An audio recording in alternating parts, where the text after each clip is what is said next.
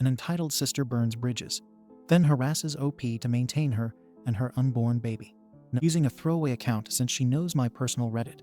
But oh boy, this is a long one. So I, 27F, moved to the US almost 7 years ago. I have 2 half-sisters from my father's side, all from different women. We used to be very close, and despite both of them being illegitimate, I shared with them part of the little inheritance I got from my grandparents. They never recognized them and left them nothing. 2 years ago, my sisters also moved to the US. The middle sister, 28, let's call her Mary, got a company to host her with a work visa. The eldest, 30, Karen, not her real name, got a student visa and moved in with me since I was already working and earning a good salary. The arrangement was that I would pay bills. She would get a job at the university since she's not allowed to work outside, and that was her spending money. I would cover all bills and food. The only thing I asked for was help with some minor chores. I have a dog and a cat, and I told her she had no responsibility while she had school and work. It was fine since I work from home, and I have a step family that helped me maintain my home, mostly because I'm the free babysitter for them. Pretty sweet deal for a student, right? Well, apparently, that wasn't enough. While she was in school, Karen met Ken. I knew Ken from the time I went to university. He's a creep, but I thought he was harmless. Karen was head over heels for him. I warned her Ken had a bad reputation at the university, but she didn't care. She's a big girl, so I let it be, with the only condition that Ken was not allowed in my place. COVID hit, and my hours were cut. Karen's school goes on pause, and she loses her campus job. Because of all of this, we moved into a small apartment. I took a second job and did some freelance work on the side. Needless to say, I had no personal life. I am dating someone, but he was also swamped with work and bills, so we barely met each other. During this time, Karen and Ken apparently got closer, and he began to appear in the apartment. Karen was not part of my lease, but my landlord was very understanding. Ken began making really inappropriate comments about me. I am not a beauty queen. I just look a bit exotic, as Ken put it. I'm mixed race from the Caribbean, so I have a bit of everything, and somehow it all shows. Karen looks more like our father. He was of European descent. In all honesty, Karen is more attractive. I only look foreign in this little intermountain region city. Ken would go out of his way to touch me, and he was just invasive. I managed to just keep him in my room when he was around, or use the excuse that my pets needed a walk. I didn't know exactly why, but Karen kept pushing for me to spend time on my own with Ken. It will be good for you to bond with your future brother-in-law. They had only been dating for 7 months at this point. Whatever, I didn't care. I found excuses to avoid it. November 2020, I got a better position at my main career job, so I was able to quit my second job and have more me time. I reconnected with friends, and one of them asked me if I was okay. I asked why, and he told me Ken had been saying he was very close to getting me personal time. I was not okay with that idea, and I very loudly said I would rather be hit by a train than do anything with Ken. Since I'm in a small city in the Intermountain region, where most people in the same area know each other, a lot of people had text messages or creepy stories to tell me. That was it for me. I went home and demanded an explanation. They didn't deny it. Ken even said Karen had said it was fine, and I was doing them as well as her sister, since he had a fantasy he wanted to go for. I told them both they were disgusting, and that Ken had to leave or I would be calling the cops. Ken left with some insults sent my way, and Karen began telling me she didn't see the problem since my partner and I were on a break. We were not. I told her I was not for her to sell around like property, and that she had 2 weeks to find a place of her own. I was done with her. I called all my relatives and sent them copies of the text messages I was given. But no one in our family wanted anything to do with Karen. She moved in with Ken a few days later. It took me some effort, but I was able to get a restraining order for Ken. I couldn't get one for Karen. Still, they disappeared from my radar, except for a few encounters, which were easily solved by showing I was about to call 911. And then today happened, and I had to hold back my laughter. Mary had kept tabs on Karen, since sisters and all, and she messaged me with a notice. Hey, Karen just called me. She's pregnant, and Ken kicked her out. I just stared for a few minutes and responded, oh, that's sad. Mary knew, and supports, that I don't care or have any intentions to help. Karen used Mary's phone to call me. She begged me to help, since Mary is only letting her stay for a week before she moves to another state. She said that she missed her little sister and had no one else to go to. She knows I have family health insurance. I pay for private health insurance for 2 relatives that are in hard times and have health conditions, and that I could do something like that for her pregnancy medical bills. This baby is a blessing, and I should want to help her raise it. meaning I pay for everything. I let her pour her heart out for a good 5 to 7 minutes, then said nope. I ended the call. She tried calling again for a while, then stopped when I got a text message from Mary saying she had left her phone on the counter and she was sorry for the spam. Most of my family agrees with me, even Karen's mom. The only one who disapproves is Karen's aunt. She's not my aunt, but I called her aunt anyway since I've known her for many years. She's been putting pressure on me most of the day. She only stopped when I gave her one more message, and I would show her text messages to my stepfather, who is her landlord. I feel bad for the baby to a point. But this is one of those moments where all I can think is that this is not my circus, and these are not my monkeys. Edit 1. Someone mentioned the region inconsistency. I never looked into it since I didn't really care, but where I live, I hear Midwest and Northwest interchangeably. As far as I was concerned, it was the same thing. We don't have that type of region in my country. So I decided to Google while at work and found out neither is right. I live in the Intermountain region. Thanks, random stranger, for making me check on the messy regional system. Not even Google agrees on it. Also, a small explanation of my grandparents. They were very old traditionalists. By the end of their lives, they didn't have much to give, so they chose to give it to the legal grandchildren. My sperm donor father had many children. I might not even know all of them. Grandparents were just tired of every other year having a new grandchild appear, and in some cases, a moocher mother attached. Last is Karen's visa. She had an extension since COVID, but that is over. She's overstaying her visa. This is very common. I have relatives who do it. I don't agree, but I also had one foot in since my stepfather is American. First update. I wasn't planning to make an update so quick, or at all, but here it is. In short summary, I have two half-sisters, Mary and Karen. Karen used to live with me rent-free and decided to offer me up to her creepy boyfriend like a side dish. I kicked her out, and she went to live with him. She got pregnant, he threw her to the curb, and now she wants me to take care of her and her unborn baby. Now to today. Mary called me this morning to have brunch and discuss things related to Karen. She told me she understood. I didn't want to be part of the mix, but she really wanted it to be discussed, and after that, I could just walk out. I know Mary, and I know she's just trying to leave everything in order before she leaves the state. She's the peacekeeper for my siblings. I agreed on the condition that there was no way Karen would come home with me. Mary just said, if she tries to follow you, I'll drag her out myself. So I dressed up, and off I went to brunch with my sisters. I'll skip the pleasantries and dumb friendly family look Karen attempted. Once we were done eating, and just having coffee, Mary set all the cards on the table. She explained she couldn't take Karen with her out of state, because she's getting married to her longtime girlfriend, and they can only afford one bedroom in her new city. She also said Karen was insane if she thought Mary would allow her to live with me, even if she had the power to make me take Karen back in. Karen was lucky. She even let her stay with her for these last few days. She told her the only reason we were doing this was because her mother had begged her to at least put Karen somewhere safe or find a solution for the pregnancy. So she turned to me and asked me, as the most stable economist, if there was anything I would be willing to help with. I might be an arsey hole for this. Feel free to roast me. But I basically said I would only give money for 3 things: the termination and a hotel room while she heals from it. 2. A ticket back to her home country so she can live with her mother or aunt and get free health care. 3. A ticket to our eldest brother's home country so she can live with him because I know he will take her. I also said she had the option to put the baby up for adoption, but I would not be offering her a place to stay or a way to get medical care out of my pocket. I gave her some links to nonprofits she could use. Karen started crying, saying I was trying to take away her baby and being a bad sister. A good sister would open up her home and help care for her baby. I never deserved to have the money I have. Most of my money is from inheritance on my mother's side of the family, so I'm not sure how she would have gotten anything. I was spoiled by my mother because she had money. We did, because after our father left my mother and me with nothing, she made a company from scratch. She kept babbling and making a scene. Then she said something that actually hurt me. You are just mad because you will never get pregnant. Yes, I happen to be infertile. No, I can't get treatment for it. It is what it is. I already accepted it, but it still hurts. Mary knew this was a low blow for me and basically told Karen one more stupid word like that, and she'll be sleeping in the street tonight. I didn't cry or anything, I just stared. Karen stopped her crying and muttering and seemed to get an idea.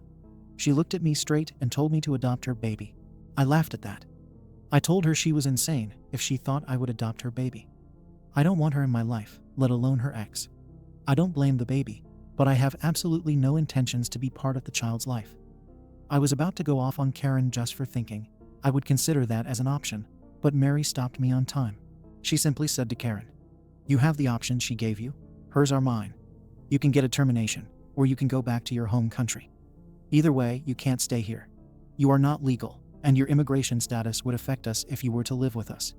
I could lose my job, and OP could lose her resident status.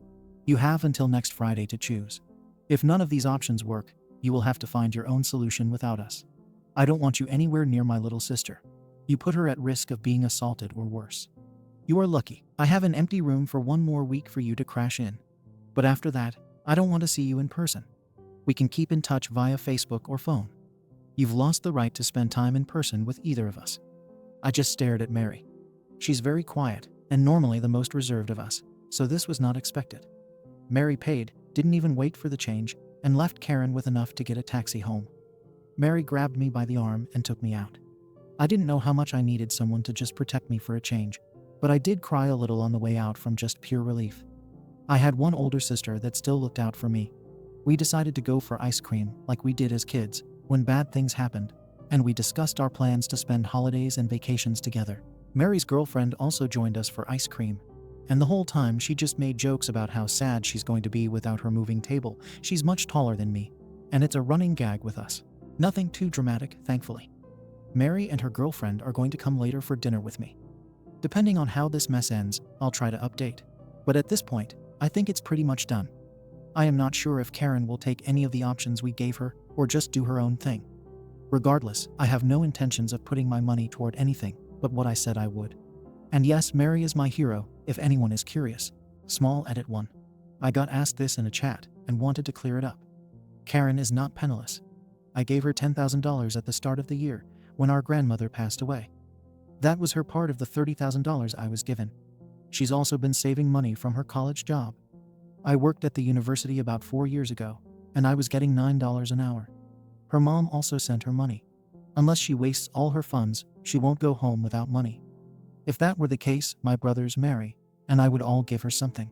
She might be on my blacklist, but she is my sister at the end of the day. Second update. Well, as the title says, my older half-sister Karen has made a choice. The short version of the events leading to this is that Karen was living rent-free with me when she started dating a creepy guy. Her boyfriend wants to follow through on a fantasy that involved my sister and me in a very disgusting activity together, and Karen was all up for it and volunteered me without my knowledge. I kicked her out, she moved with him and got pregnant, and he kicked her out. She wanted me to not only take her in, but also basically maintain her and her baby. My sister and I gave her the options and told her she would not live with either of us long term. As I mentioned in my last post, my sister Mary and I gave Karen a couple of options for her unplanned pregnancy. The options were a termination of her pregnancy, a ticket back to our home country, or to our brother's home country, or she could figure out a way to keep her child or put the baby up for adoption. She had until tomorrow to choose, since Mary leaves on Saturday for the East Coast. Well, Karen chose none of the above. She decided to make life so difficult. She is now arrested and, more than likely, will be deported. Let me explain what happened.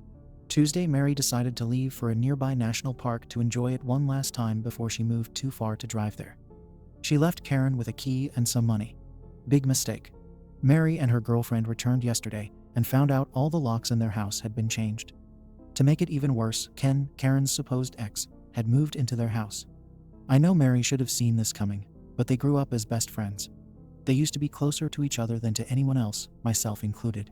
Obviously, police were called, and it was just a major mess. Karen and Ken claimed it was their house, but Mary and her girlfriend kept telling them no, it was not. It's not even Mary's house anymore. It was sold, and the new family that owns it arrives on Sunday. The realtor was going to give them the key.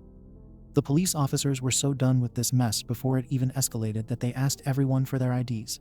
Ken, Mary, and Mary's girlfriend all had their IDs. Karen only had an expired passport. Karen got arrested on immigration charges. Ken got arrested on charges relating to breaking and entering, and some others I don't know for sure. I got this secondhand from Mary while she was basically about to commit a murder felony, had it not been for the officers present.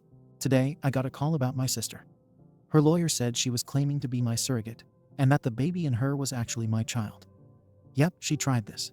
I told the lawyer that I was not looking for a surrogate or adopting a child I am already fostering and have no space, and that my sister got pregnant by accident with Ken.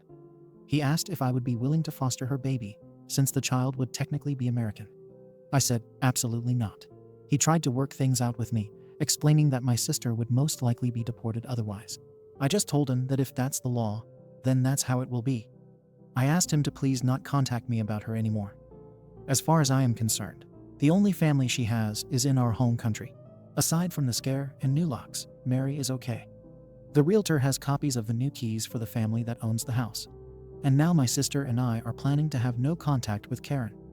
I don't know what exactly will happen to Karen, nor do I care anymore. Now not even my aunt in my home country wants anything to do with Karen, and she even apologized to Mary and me. As for Ken, well, who knows? I hope he goes to jail, but if he doesn't, I couldn't care less. I now feel like a massive boulder is off my shoulders and can just focus on work and teaching my foster daughter about Star Wars. We have already watched all of the trilogy, and we have a Clone Wars marathon planned for the weekend. I want to thank everyone who sends me well wishes for my sister Mary and me. Also to the people that share advice that I am so glad I took to heart. This has been probably the worst roller coaster family mess I've dealt with since my parents' divorce, and it came absolutely from the one person I suspected less. I can't say I have any entitled stories aside from this. Karen was once actually a very good sister, but I guess when money and comfort are involved, people change. A small update that isn't worth a new post. Karen was offered to leave the US willingly, and she will face no negative effects for her status. She called my mom to see if she could convince me to give my sister the money for the ticket. Mary and I agreed to pay the ticket on the condition that she never again contacted either of us.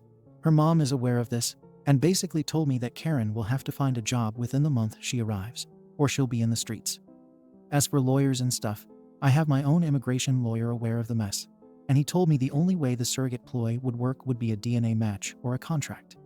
None of that is around, so I'm safe. Mary booked Karen for her trip back on Friday, and good riddance. Third update. I almost made it to a month without hearing from my half-sister. But okay, Reddit, you were right. This might never be over.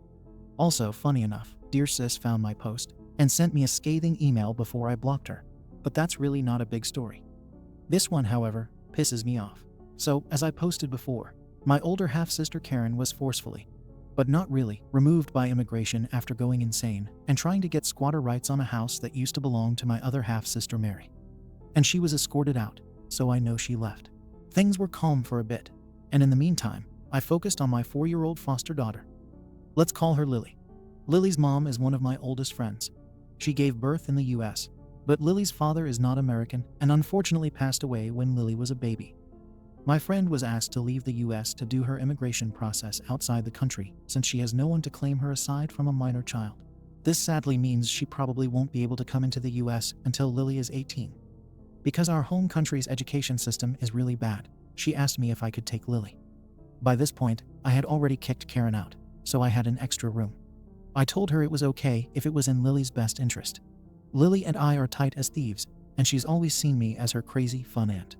It took a bit, but 3 weeks ago Lily's guardianship was passed from the state to me, just in time for Halloween too. We are skipping trick or treating this year due to the pandemic, but Lily still wanted to dress up as a Sith. I am so proud of this child, I swear. My mom was incredibly happy to have a foster grandkid, especially since Lily actually doesn't have any other grandparents, so she sent her some fairly fancy Star Wars props. Obviously, we got her dressed up in her Sith outfit and had a mini photo session for Grandma. And my mom posted the pictures on Facebook so Lily's mom could see them easily. My family and friends went crazy with how adorable Lily looks. She says she's not adorable, she's Sith. And then Karen struck back. Mom forgot or decided not to block Karen. And when my half-sister saw Lily's picture, she had some of her best hits, such as, "My 4-year-old looks fat. She's ugly and clearly going to grow up to be a slot.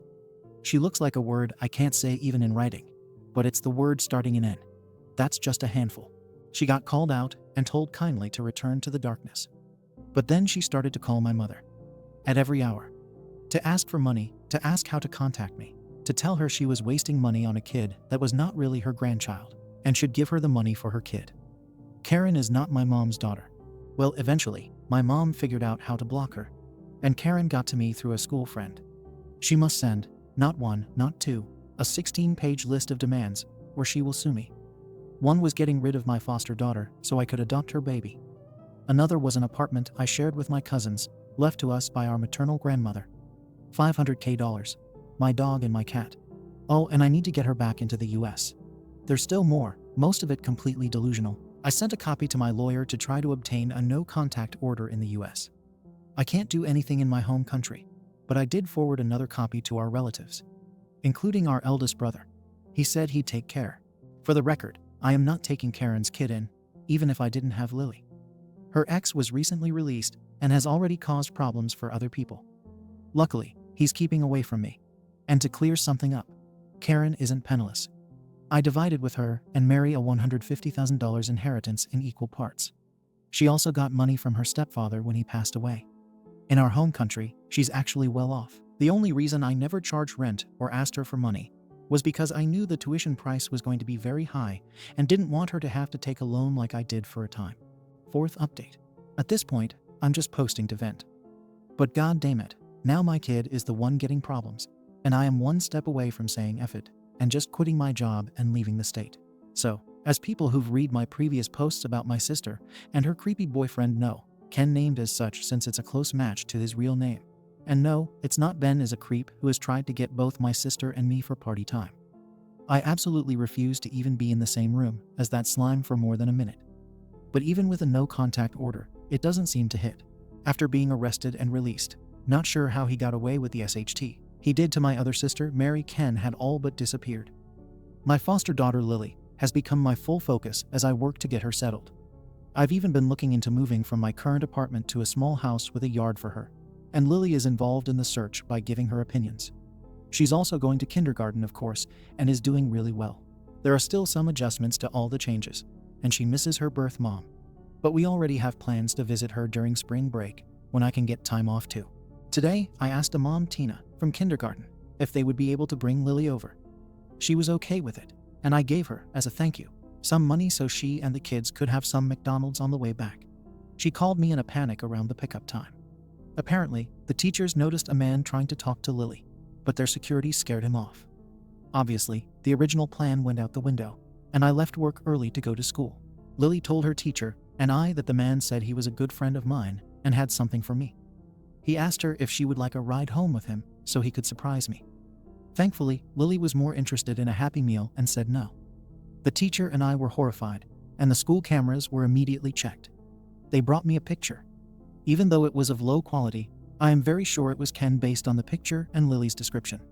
The school promised me they would reach the police and give them the security cameras video, and I also went to make a report on the incident. Since I wasn't there and Lily didn't get a name, they took it as a John Doe event until after they investigated. I am just terrified.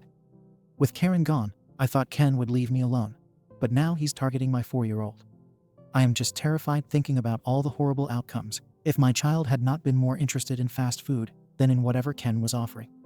I set a rule with the school that only myself, my boyfriend's mother, or Tina and her husband, who I trust, can take Lily out of the school. Lily is now scared since she picked up on my own panic. We had a good talk about strangers and bad people and why she should never go with someone she doesn't know anywhere.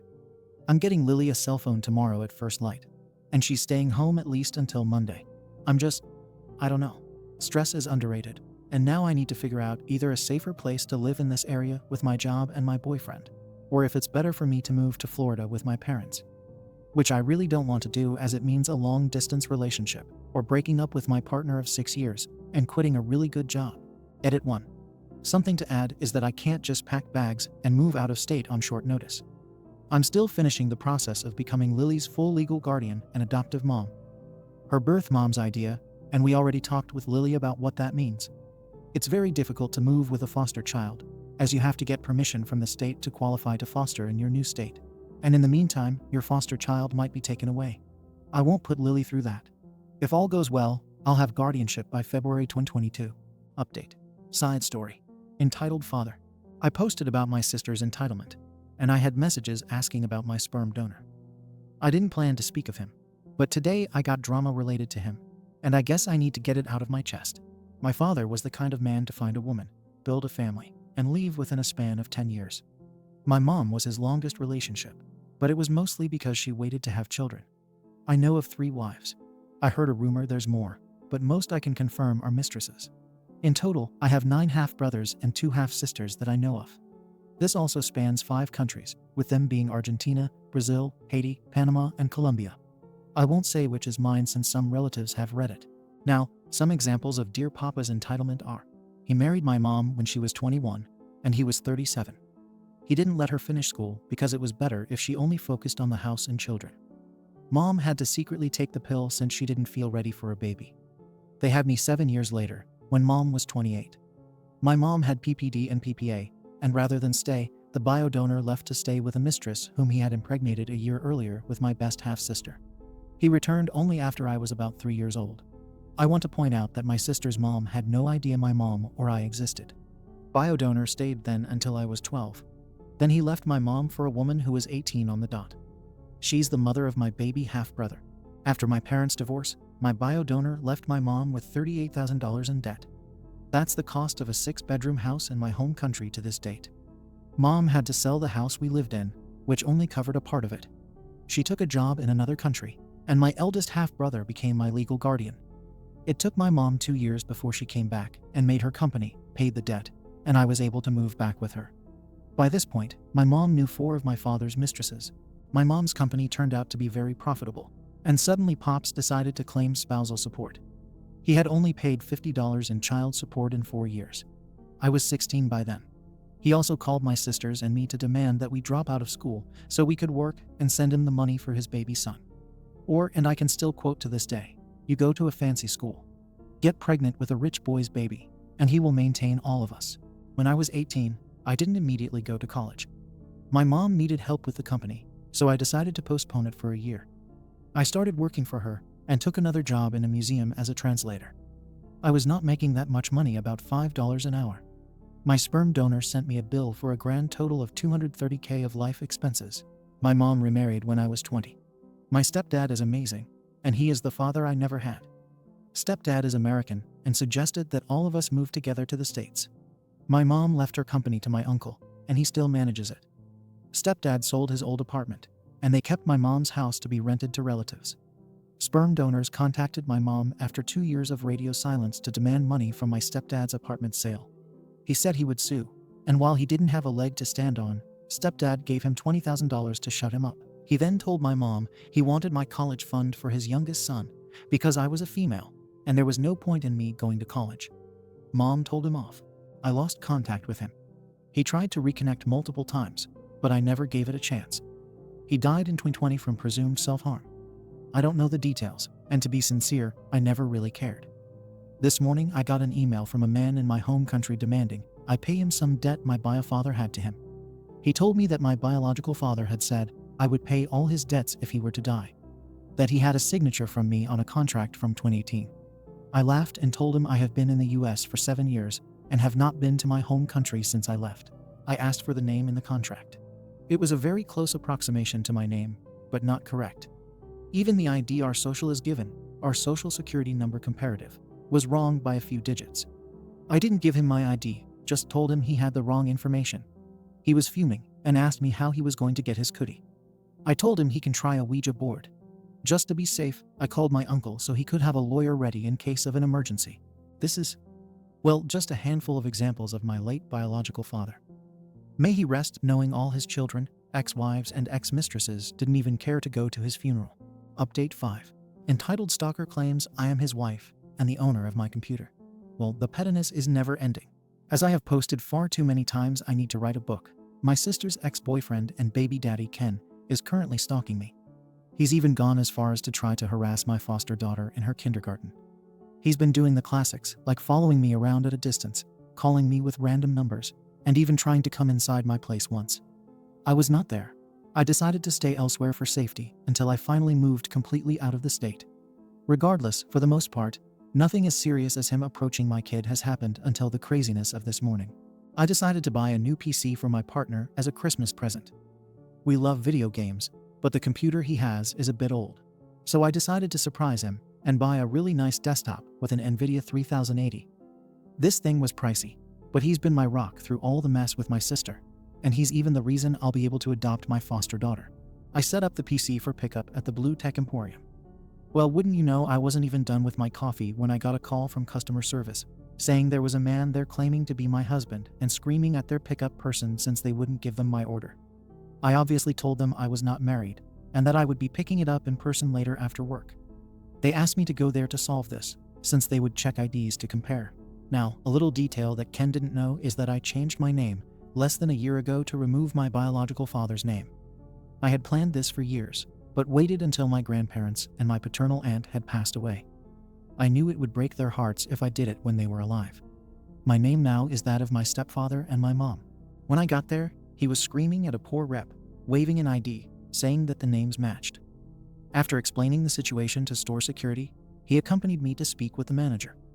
I used to work in that store long ago, so I was fairly on good terms with that manager. He actually knew my old name, but since it didn't match in their system, it didn't matter. Ken began yelling at me, calling me every insult possible. He even tried to throw a tape dispenser, but the guys at the counter took it before he could reach for it. I tried to not even engage with him. The only thing I said directly was for him to let me speak when he wouldn't stop yelling. He kept going, saying creepy things like I owed him that much, and that he was entitled to my stuff since I took his house. I didn't. It wasn't even mine. Eventually, he only left when the guys at the store called the police. They couldn't keep him in the store, even if they wanted to. It was against their policies. I did stay until the police arrived and brought up all the other situations with this man, all the calls I had made about him stalking, even the no contact order.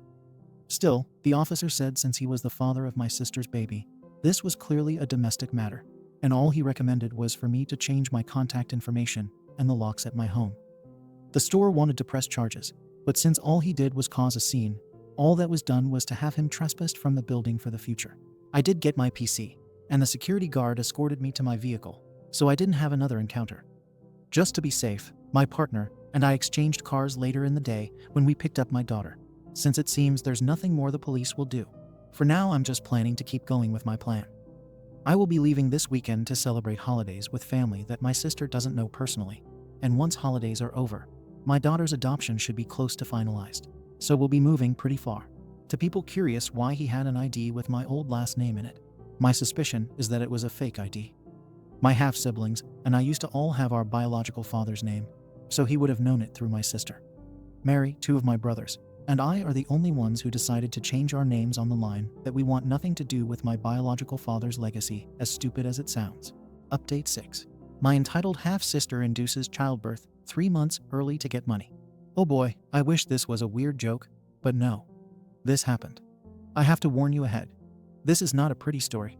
As the saga of my family goes on, I'm happy to report that I have moved to a safer town away from my half-sister's ex. I won't give details, but far enough. And with some changes in my personal life, it will be very hard for that creep to find me or my daughter. On that note, due to the situation we were in, we got lucky enough to get a priority on my foster daughter's adoption. She's now my partner, and I'm a legal child. That's the good news. The bad news is coming from my sister. So, I received an email a bit after New Year's from a relative in my birth country. He told me my sister was in urgent care since she had induced herself to give birth to get money for having a baby with special needs. I can't make this up. Unfortunately, it backfired horribly. I don't know all the details, but the methods she used were very aggressive and damaging. So much so, the baby might not make it. As of right now, the baby boy is alive, but the chances of him making it to the end of January are close to none. I understand some of the things she did were hit her own belly and other violent attacks on herself. She, by some grace only entitled people have, is somewhat okay. Apparently, the sudden birth hasn't done much to her overall health so far. That said, as soon as she's released from the hospital, she is to be arrested and will stand trial. With justice back home, she's bound for prison. Highly religious people don't take this kind of behavior too kindly. The baby, if he survives, will be taken in by the government. They consider my sister far too much of a risk to even grant custody to relatives. Not even distant or partial relatives in other countries have been considered. That's also not counting on the possible lifelong treatments that poor little one is going to need. From what I was told, he has high chances of neurological damage, more than likely will need special care for life, and right now he is so weak that they have to tube feed him since he can't actually drink, not even from a bottle. I want to make something clear, and if I sound curt, it's because I'm very pissed off. I offered her a termination not because I believe in that procedure, but because I didn't want a child to be born to suffer. No child deserves what happened to this baby. Needless to say, My ex-sister has lost not just her parental rights, but also any support or affection the family had. I actually sent a letter to her mother to be delivered to this woman, telling her pretty much, as far as I am concerned, that she has no family, and if she ever messages me, I will block her. Even siblings I don't get along with agree with me. I feel ashamed that filth is even partially related to me. I wish I could put all my thoughts here, but the anger I feel is absolutely making me irrational right now. So for now, all I will focus on is settling in my new home. I wish I had a happy joke to ease things, but there isn't. That woman has ruined so many lives that I can't even imagine where she got it from. Not even our garbage father was this bad. Small edit. I wanted to post this before bed, but it took me a bit to figure out the wording. I really appreciate the well wishes and hopes for the recovery of the child. I do too. The thing is, I don't see him as my nephew, and would rather not get it mixed up. It's not to be callous or mean. I am just trying to avoid getting emotionally attached. We've already been told our family, extended family included, will have no contact if he pulls through. He will be taken to the comparative to foster care and placed with a family in a closed adoption. We aren't even allowed to see him. All news we get are hospital updates out of charity. I did call to check if there were any updates, and other than my sister being finally released from the hospital and straight into a cell, nothing has changed. Little one is still fighting, so hopefully he'll get through, and he'll be given to a family that deserves him. Right now, that monster I'm related to is looking at a 10 to 20 year penalty. 20 is the maximum offered in our birth country. And she'll have to represent herself, as no one will pay for a lawyer, and we don't have access to free lawyers like in the US. And I want to point out that the prisons where I come from are no resort. They are overcrowded, unhealthy, and underfunded. It was worst when I was a kid, but I know for a fact that they are not much better. So I am more than sure that if she's convicted, she is looking forward to spending at least a decade in horrible conditions. And I feel absolutely no empathy for her. Second update. Just wanted to post that unfortunately, the little one didn't make it. He passed away early today. His grandmother was given permission to take care of the funeral, and my siblings and I will be sending her money. We are low-key discussing bringing her to live in the US to live with my mom and her husband, as she is close to my mom and won't have to be alone being judged for what her daughter did. I don't think I can really update more for a while, at least until I know what will happen to that woman, who is now absolutely bound for jail. Update 7. My younger cousin is mad. I refuse to let her move with me. Well, here I am. No updates on the main bane of my existence. That person I'm sadly related to is still going through a legal process I am not involved in. This time, it's about another entitled member of my family, though I'm starting to think that's the majority of them. I 28F now have a younger cousin 23F, who is the princess of the family. I mean it not as an insult. She's quite literally the belle of my maternal family, and even I fall into the category of having never said no to her growing up. Horrible policy, I know. This Christmas, she asked me to pay a lot of money for a Christmas party that involved no one in my family and would not see my adoptive daughter as part of the family. I refused, and my cousin stopped contacting me. She didn't even call for my birthday, which was fine. Well, turn the corner to this weekend. I'm currently settling into a new house. It's nothing fantastical, but it has 5 rooms. 1 for my dedicated office, 1 for my daughter, and 1 for my boyfriend's office. We both work from home and needed the space. There's a nice yard, nothing too big, and we do have an extra room downstairs. It's an add-on, not part of the original house. We're going to turn it into a visit room for our parents, and if necessary, expand it to make it a more permanent space should my boyfriends or my parents come to need to live with us. I decided to show it to my mom, and of course she got excited. She told her brother, my cousin's father, and he went and told my cousin. Now, time zone distance causes me to be a few hours behind most of my relatives. My cousin called me at 5 in the morning, begging me to turn that extra space into a studio apartment for her and her fiancé. I told her that no, that space is for parents, but she is welcome to plan a visit, or we can arrange a summer over or something. I did tell her I don't feel comfortable with her fiancé coming since I haven't met him yet. She got mad and said I am blessed with so much money. She has a lot more than me and can afford to let them live with us. Well, I decided to ask how much she would pay for rent. Well, how dare I ask for rent? Where are my Christian values? I hung up on her and told her she would not be living with me, and she'd be lucky if I sent her a birthday card. Now, thanks to a personal stalker I gained in my old town, I have closed all social media, as has my boyfriend. My other cousin, 19M, actually texted me screenshots of posts his sister made. Apparently, she accused me of promising a life of luxury in the US only to back away because I decided to adopt an illegitimate child. My daughter was not illegitimate. Her birth father died, and her mother had to leave the country, and she was living with a man in sin. Aside from some crazy people from her church, pretty much all her friends are calling her a moocher since she is well known to be more than capable of living without even having to work. My favorite response is from a kid I remember back from when I was a senior in high school, reminding her that she used to brag about how she had more money than Hollywood stars. She doesn't have that much and could live in Dubai. Also a lie. Now apparently my uncle and aunt think it's my fault that my cousin is getting roasted on Facebook. I really don't care as much as I would have had I not had to deal with she who shall not be named. At this point, I just go to my future wedding guest list and cross names off. As far as I see it, there is less money to waste during reception. I am partial to inviting her little brother to live with me since my new town has an amazing university, and I can certainly afford to have him with me for a few years. Maybe even pay for part of his tuition. Update. So, it's been a while since I posted. I've been busy with a lot of changes, and to be sincere, my horrid sister was last on my mind. This isn't a great update, but to shorten a long story, my sister was arrested for causing injuries to her unborn baby. He was born premature, and with severe physical damage. She was fine. Unfortunately, the baby boy didn't make it and died a bit after being born. A few days ago, my uncle called to let me know my sister somehow managed to get all charges dropped, except for a minor charge related to making a fake police report. She accused her mother of stealing her car. My sister has no car. Not the best news, all things considered. But right now, she has no money left save a few $100s she was given by a mutual friend, and no one in our mixed family wants to help her. She even tried contacting my parents. We share a deceased father, not our mothers, to get my new number. Luckily, they refused. That's really my only consolation right now, as like almost my whole life, she has the power to cause immense damage and still get out of it.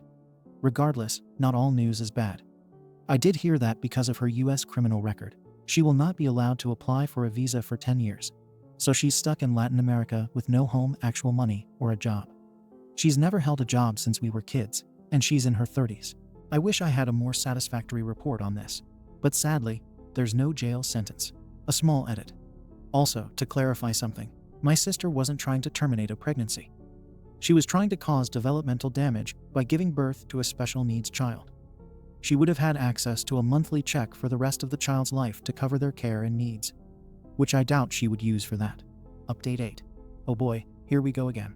A small footnote because the PMs are driving me nuts. My sisters are not really called Karen and Mary. I used fake names for everyone, including my daughter and my stalker, to respect privacy. So Lily is a fake name, as is Ken. No, I really don't plan to share anyone's real name. To the actual story, I got called into a video conference today because I had broken the company's social behavior policies. The rundown on those is basically that we're not allowed to post inappropriate content on social media, and we are to behave in a way that represents the company respectfully and properly. I am corporate, so it is very strict for me. Some of these policies require straight firing if they are broken. Obviously, I was terrified, up until my boss described the situation. Apparently someone created an OnlyFans under my name. No, I am not giving it out. Don't even ask, please. It was very. Saying inappropriate isn't enough. Straight up, really bad PRN based on the thumbnails, which I hope a round of heavy alcohol will help me forever forget. First of all, I don't have nearly enough confidence for OnlyFans. I don't even have the courage to go to the website. Not my thing. Second, I just had to laugh when HR pulled the page with my name on it and a picture of Karen. I just stared at them and asked if they saw the issue. They tried to paint it as well. It still reflects poorly on the company. I'll cut the amount of BS that went back and forth until the boss basically said this was stupid, and to just let it be since it's obvious the person in the OnlyFans is not me. The only thing Karen and I have in common is our nose and eye color. I am ignoring the whole thing, though I low-key sent it to our eldest brother, who already told me he's going to take care of it. Knowing him, Karen might end up in a convent, or somewhere with no internet. There's a lot of towns in our home country like that. I'm pretty sure this was an attempt to get me fired, or maybe have my partner leave me. It could even be a prelude to reporting me to CPS to get my daughter taken from me. I already informed them of the situation, and our caseworker actually laughed at the sheer stupidity. So yeah, it seems this is going to be my new normal, until Karen finds a new target. In any case, I just wanted to say thanks to people who offered support to myself and my little Sith. Lily is doing great in her new school, and has already found an apprentice's friend for all Star Wars related shenanigans. She also discovered a new fascination with Avatar, so now she wants to learn martial arts. Mary and her wife are doing well too.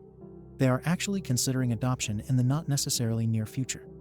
Right now, they enjoy spoiling Lily. Update 9. Since apparently it's been 1 year since this mess started, and I have a few PMs asking for it, I figure I should at least update on things. The good news is that my family, partner, and daughter are okay. We're settled in our new home and working through things. As for dear Karen, my horrid half-sister, and this is a fake name for her, well, I actually saw her. Not on purpose, mind you. About a month ago, I went to my home country to tie up some loose ends, closing bank accounts and preparing a property for sale. I took my adoptive daughter so she could see her birth family and left her with them for the week we were staying. While I was in the hotel, since as much as I love my relatives, I really feel uncomfortable staying in someone else's house, I got called to the lobby.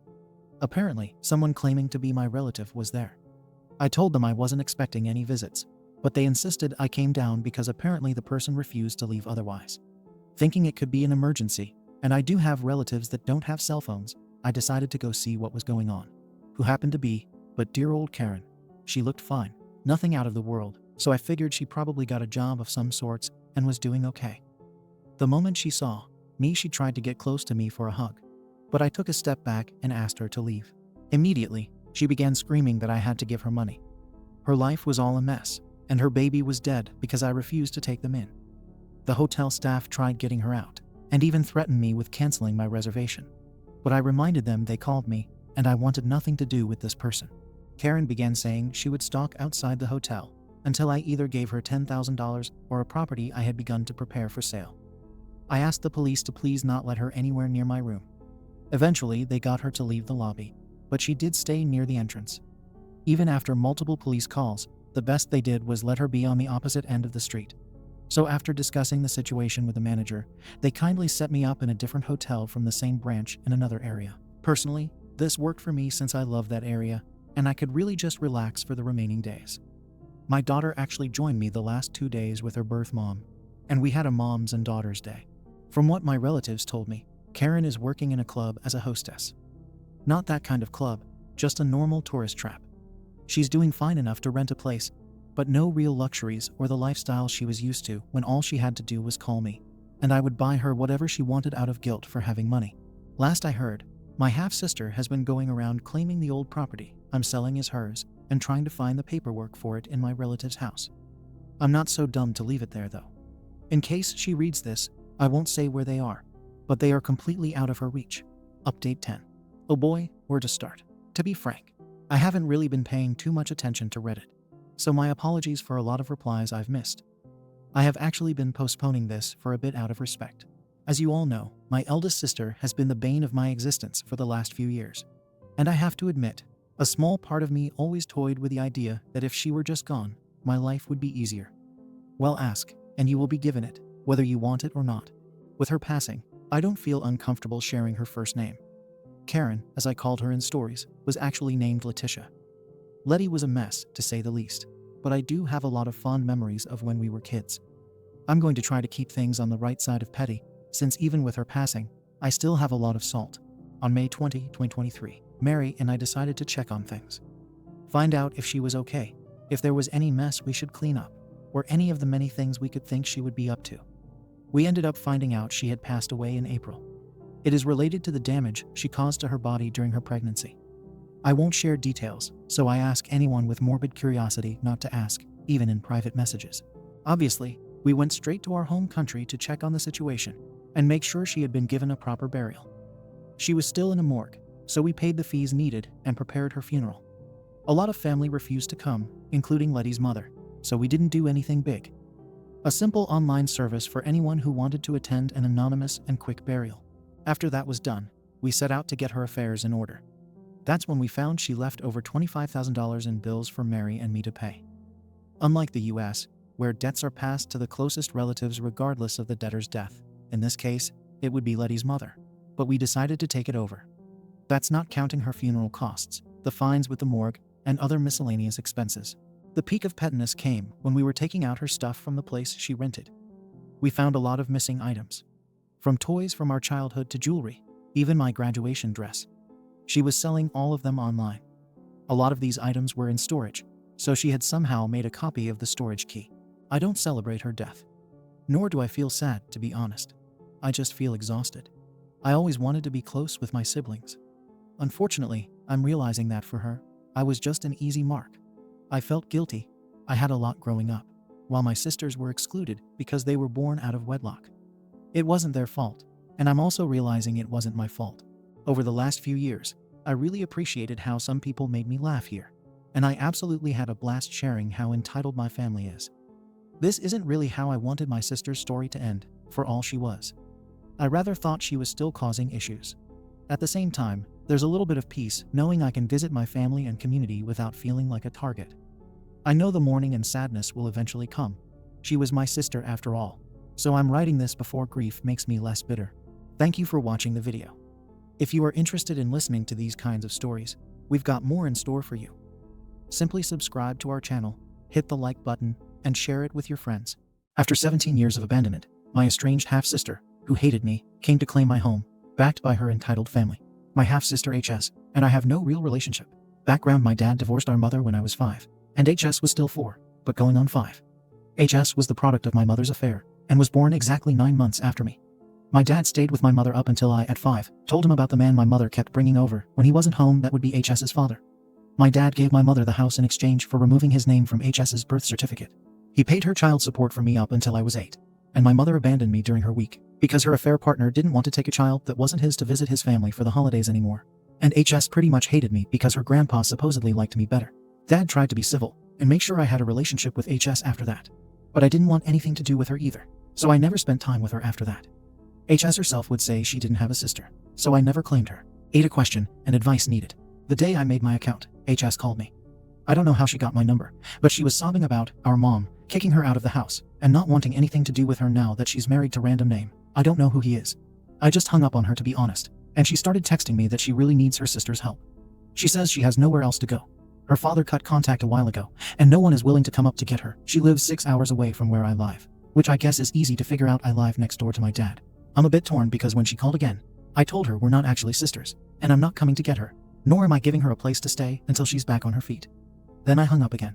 I blocked her number, but she's been calling from other numbers, and now I have people from my mother's family telling me I'm an awful sister, and I should be more understanding because I was once the child that got kicked out. I just need some insight because I want to know if I'm in the wrong, or if I should have gone about it differently. Relevant comments. AmITheA, your mother's family has a lot of nerves. Are any of them stepping forward to help your HS out? Ultimately, you don't owe her anything due to some shared genetics. At the same time, do you want to act the same way she did? I'd definitely be cautious about bringing someone into my home that I didn't trust enough to not rob me blind, etc. You know her better than we do. If you do decide to be the change you would like to see in the world, just be certain to lay out all of the possible ground rules ahead of time. OP's reply. That's my main question. The act the same way she did part. Had this been a few years earlier, I would have helped her, I think. When we were kids, I'm pretty sure she was just parroting whatever her parents were saying. But we're both 25 now, and I don't get why, after 17 years, I'm the one she comes running to. I don't think I should have said what I said when she was already so emotional, but I just don't get it. No one is helping her, as far as I know. Most of the people calling or texting are people I don't have a relationship with. My grandma claims she has a full house right now, and since I technically live alone, she thinks I should help HS out. But she's saying that because of the whole family helps family mindset. I don't know her all that well anymore either. She's as much of a stranger to me now as she is to you. I just want to know what others would do in my place. AmITheA. But it's a bit strange that no one seems ready to step in and help your HS. What did she do to get kicked out? OP's reply. Her texts made it seem like her mother got remarried, and that her new husband didn't want her in the house anymore. My grandma hasn't added any more information either. An aunt and a few cousins claim that it's similar to what happened to me, i.e. a new spouse not wanting a child that isn't his around. First update. 2 days after the original post. I wasn't sure where to post this. 4 days ago, I made my account and contemplated asking if I wasn't off or something. My half-sister HS had called me crying, saying our mother kicked her out, and she really needs her sister. I hung up the first time, and when she kept calling and texting, I told her we're not actually sisters, and I wasn't driving 6 hours to pick her up or letting her stay with me. I've been getting non-stop texts and calls from my maternal family since then. My maternal grandmother, the only person I stayed in contact with, pretty much begged me to be a good sister and let HS stay with me. She told HS I have my own house, gave her my number, etc. I've blocked my grandmother, and everyone is saying that I should be understanding because we've both been abandoned by our mother. It isn't the same. I told my grandmother this, but no one seems willing to acknowledge that.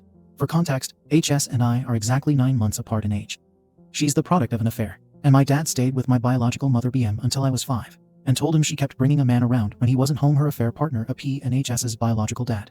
Dad divorced BM and gave her the house in exchange for removing his name from HS's birth certificate. BM lost custody of me when I was 8 after abandoning me because affair partner didn't want to bring a child that wasn't his to family gatherings. Dad tried to keep it civil so I could have a relationship with HS, but she was a mini affair partner and never viewed me as a sister. I didn't like being around her, so my dad never forced me to. BM, affair partner, and HS moved not long after this. BM had been in childcare and lost her job because no one wants to hire you to watch their kids when you abandon yours in the middle of the night. I haven't seen HS in 17 years. I didn't know what she looked like until I came home today. She was sitting on my porch with a suitcase and a car, I think my grandmother's, and pulled off as soon as I parked. I didn't get out of the car. I was too angry to even move, and I'm still angry right now.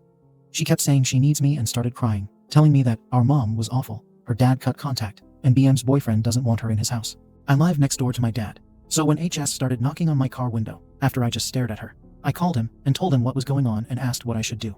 Dad told me to stay in my car and call the cops, saying I was a trespasser, which I did. I didn't get out until the cops came, and when they did, HS told them I agreed to let her stay, and now I'm leaving her homeless. I just showed them the texts, specifically the only text I gave in response to everyone demanding you let her stay. No to you having the space. No to she's your sister. No to can she please stay with you? Nothing but refusals before I blocked people. When HS kept saying we're sisters, I told the cops I haven't seen this woman in 17 years. I don't know her. I didn't even know what she looked like. We're not family beyond sharing an egg donor. I went as far as unblocking my grandmother and calling her. I didn't even get to speak. She said or yelled, "Look OP, I love you, but you need to get over this. She's family, and she needs you. And I've told your father you'd go to hell if he raised you to be so damn selfish. And you definitely will, because she's going through the same thing you went through." She hung up right after, and I told the cops they could book HS or drop her off at a shelter. I don't care. I just want her off my property. They took her, and now I'm sitting here on my dad's couch, wondering what the hell just happened.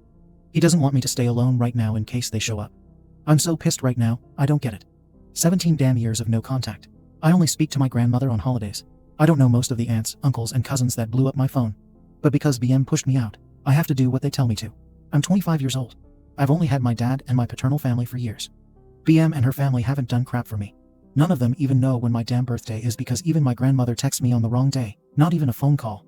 If HS needs help so badly, one of you should help her. I don't know her, and I don't know any of you either. I'm not letting an entire stranger into my house. And 6 hours is too far to visit when I had surgery, but not too far to try and force me to do something. Relevant comments. Yes, the maternal side of your family should be helping out here and taking her in. It is not your responsibility. Another user adds, it's crazy how the maternal grandmother says the dad and OP would go to hell for being selfish. But not a word to her own daughter BM. I don't get why a fair partner doesn't even look after his own daughter or HS. OFFS. Go one step further and ask for a restraining order. Get cameras for your home. OP's reply. I'm going to get one, and hopefully it's approved. Thankfully, we already have a security system and cameras too. My advice is to never have anything to do with your grandmother again, or anyone else on the maternal side of the family. Never let any of them contact you by any means.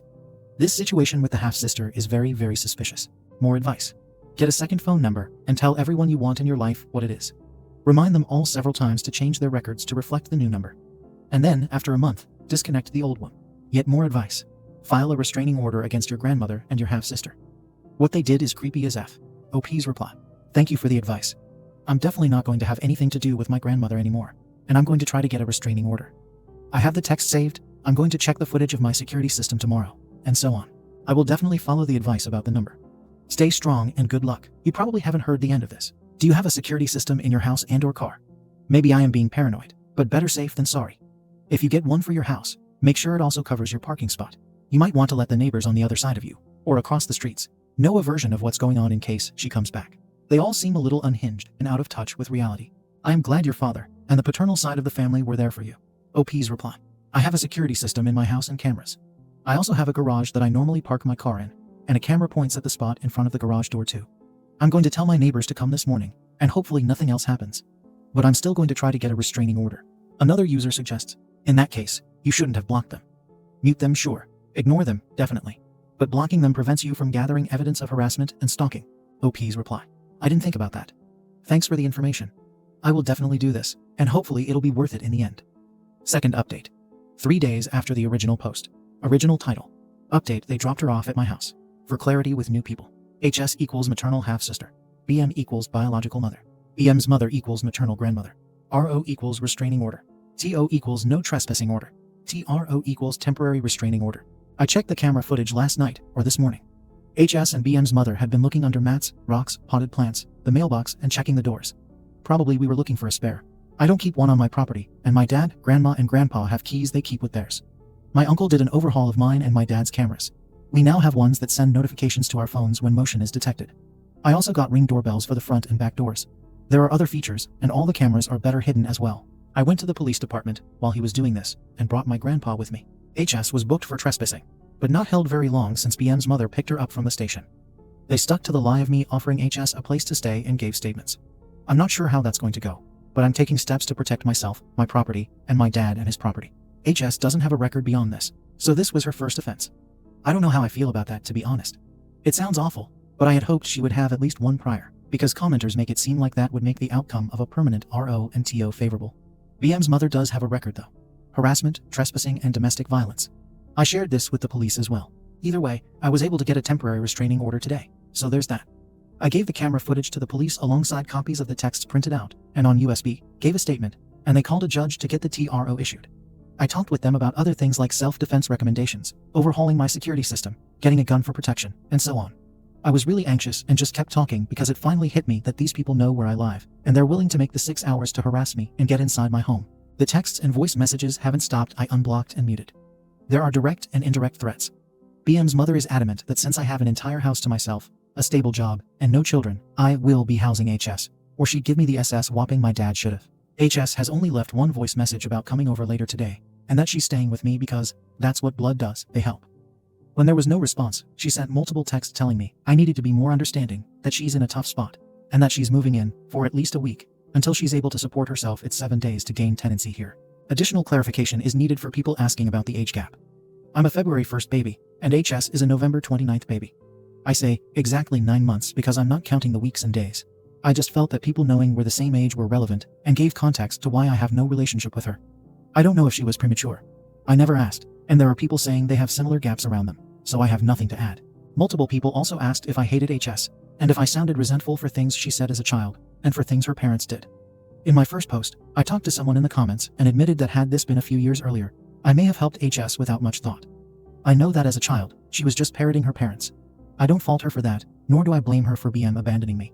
But it's been 17 years. We've been legal adults for 7 of those years. She could have reached out at any point, but she didn't, and she said she had no sister. I also could have reached out at any point, but I didn't. I just moved on with my life. I was in therapy since I was abandoned, and it took me years to move on from no one on that side actually wanting me. Now she's making herself a problem. BM's mother aside, HS was sitting on my porch with a suitcase, ready to force herself into my home and life. She allowed herself to be driven 6 hours to my home, sat on my porch for half an hour, and then lied to the police after I said no multiple times. She never claimed me until she needed something, and now she's forcing herself into my life on the basis of being family. I don't hate her. That's too much energy, but I do resent her now, along with her grandmother and the rest of her family. I was ignored for years, and now I feel unsafe in my own home just because HS and those around her can't take no for an answer. This isn't about BM's affair. This is about HS and her family ruining my safe space, my home, with their crap. The past is a factor in that resentment now because again, I haven't spoken to her in 17 years. I didn't know what she looked like, but suddenly we're sisters because she needs someplace to stay. I definitely resent that. Also, I feel validated in my choices posting on Reddit, asking for and taking advice, listening to my dad. The attorney I spoke to pretty much said all the same things commenters have. Unblocking and muting to get evidence of harassment. Calling the cops and showing them the messages proves there was no implied invitation. This is apparently the biggest thing I had to worry about because even letting HS stay on my porch could have worked against me. Giving the cops the camera footage of HS and BM's mother looking for a spare key was also a good move. Even going about upgrading security, getting self-defense items, and asking the officers about self-defense recommendations, and my wish to get a gun for protection works in my favor. It shows that even though this was HS's first offense, I don't feel safe, and she's a major cause of that. And I don't. So thank you again for all the advice. If they show up like they said, I'm going to set off my security system and call the cops. Edit from a comment, it wasn't active, the TRO, when I posted the update because it hadn't been served yet. They were found at a hotel near my home, and were served. A neighbor saw them and called the police. I was reporting the text though. The TRO is on both HS and BM's mother. Relevant comments. Man, that side of your family sounds effing insane. They ghosted you for 17 years, and then suddenly you matter to them now. Like what the actual hell, they are seriously deranged. Especially your grandmother, which I put in quotes because there's no way she's actually your grandmother. I want to give her an arse whooping just for treating you like this. And they seriously think that they own you and can command you to do things like you're their slave or something. Document everything. Ignore your stupid relatives because they'll suffer. And keep 911 on speed dial if you can. I'm going to keep checking on you to see what's going on, but hang in there. Hopefully their dumb shenanigans will stop, and they'll be forced to leave you alone, but unfortunately, I doubt it honestly. Just to keep on top of everything, I'm using the update bot too, because of how busy my Reddit feed is. Sorry that this is happening, but I love the swift and thorough action. My only advice would be to vigilantly check your mailbox in case she changes her email to your address to falsely claim residency. If you receive anything, send it back automatically, indicating that no one with that name resides there. You may want to double check with the police or post office proactively. OP's reply. Thanks for the advice. I will now be doing that as well. Third update. 3 days after the original post. I was told my comment was deleted or hard to find, so I'm going to make this post instead. I was going through the first messages sent to me and found one of the many I muted without reading. This is from a cousin of HS. Note. The order of the information was edited to be better understood. There were a lot of blocks of text, so I tried to put them in order. For clarity, the abbreviations are HS equals half-sister, BM equals biological mother, Rando is BM's current husband, GM equals maternal grandmother, affair partner equals HS's bio father. Affair partner made contact with HS when she was 20. She covered BM's affair with Rando. Affair partner stopped paying her tuition and cut her off financially. HS's work history is non-existent. She was kicked out by BM a month ago because she was sleeping with Rando and one of his sons. Said son turned 18 2 months ago. HS came home to her and Rando's things on the curb, and all the locks changed. The police weren't involved. The cousin doesn't know if BM told the boy's mother, but she did tell the entire family. Essentially, she said, protect your kids and marriage. HS claims she only slept with him on his birthday, but BM claims he was a minor when HS slept with him. The family is adamant about getting her somewhere safe to stay long-term because HS is pregnant. No one likes her, but they believe abandoning her is wrong due to her pregnancy. The cousin expresses doubt about the pregnancy. HS showed GM a positive pregnancy test, but no one else has been given any proof. HS has a history of lying. HS couch surfed with those who don't have kids. So far, she's borrowed someone's car without permission, taken expensive items to pawn, taken money meant for interview clothes and travel, then blew it on expensive mom and baby outfits. When cops are involved, she lies, and she has gotten someone arrested by claiming SA when they tried to have her removed from their property. The plot to get HS into my house was the idea of an uncle one of GM's 3 sons. GM apparently brags or complains about me being young with no kids, a well-paid job, and a house I own. Essentially, this uncle said I had no responsibilities, disposable income, and plenty of room. Because no one wants to outright abandon HS, this was the best plan. The cousin said, don't give an inch, not even a ride to a shelter. Someone tried, and she caused a scene that nearly got them arrested because she kept lying about the situation. Please read this. I read your 2 posts. Stay safe. Relevant comments. Honest worry about your holiday plans. I wouldn't leave your house or travel for Thanksgiving or Christmas. Be ready for her to make a scene on one of those days, and try to get into the house if you have guests. Or porch pirate, you stuff. Stay safe, OP. We're rooting for you. OP's reply. I'm definitely preparing for that. I've read all of Camper Nomad's posts, and the potential lengths HS and GM may go to is scary. My grandma, the real one, brought this up herself and suggested we just have it here. That way, if they pop up around the holidays, all of us are present and ready for the BS. Thank you. Well, HS is very much BM's daughter. How many affair partners has BM had? Warning others about her daughter, where she seems to be as big a scumbag as she is rich. Another user adds, I love that BM had affairs. HS covered those affairs. Then she had an affair with BM's husband. She learned from Mummy. A user quips, Jerry. Update. I'm alive and well. No major updates today. Texts and calls have all stopped. My entire neighborhood is on alert, and the family rotation continues. One of my friends stayed last night, and a different friend agreed to stay tonight. Today will be spent with my aunt, the one with the keychain and fisticuff bracelet, and grandma. No one showed up at my house in the middle of the night. I'm following the advice of multiple people, the first being about making an foo binder. My aunt suggested making transcripts of all the saved voice messages, which I think is a pretty good addition to this, to go along with the USB drive of them. So that'll be part of what I do today. The second piece of advice I have saved is about documenting every day, even if nothing happens, in a spiral notebook. I started on this immediately. I will also be recording when I go to and from work or anywhere, to be honest. Also, multiple people on the door screws, that was among the first things I did when I bought the house. And my windows were all changed on purchase as well. They're impact windows, so it'll take a lot of effort to break them. My uncle has always been big on home safety, so he did all of that with me. Even though I'm next door to my dad and fairly close to the rest of the family, he always says I'm still a woman alone in a house, you can never be too safe. I feel a bit better with all the advice offered. If anyone is having similar trouble, take the advice offered in the comments. It really helped, and I'm grateful for all the help.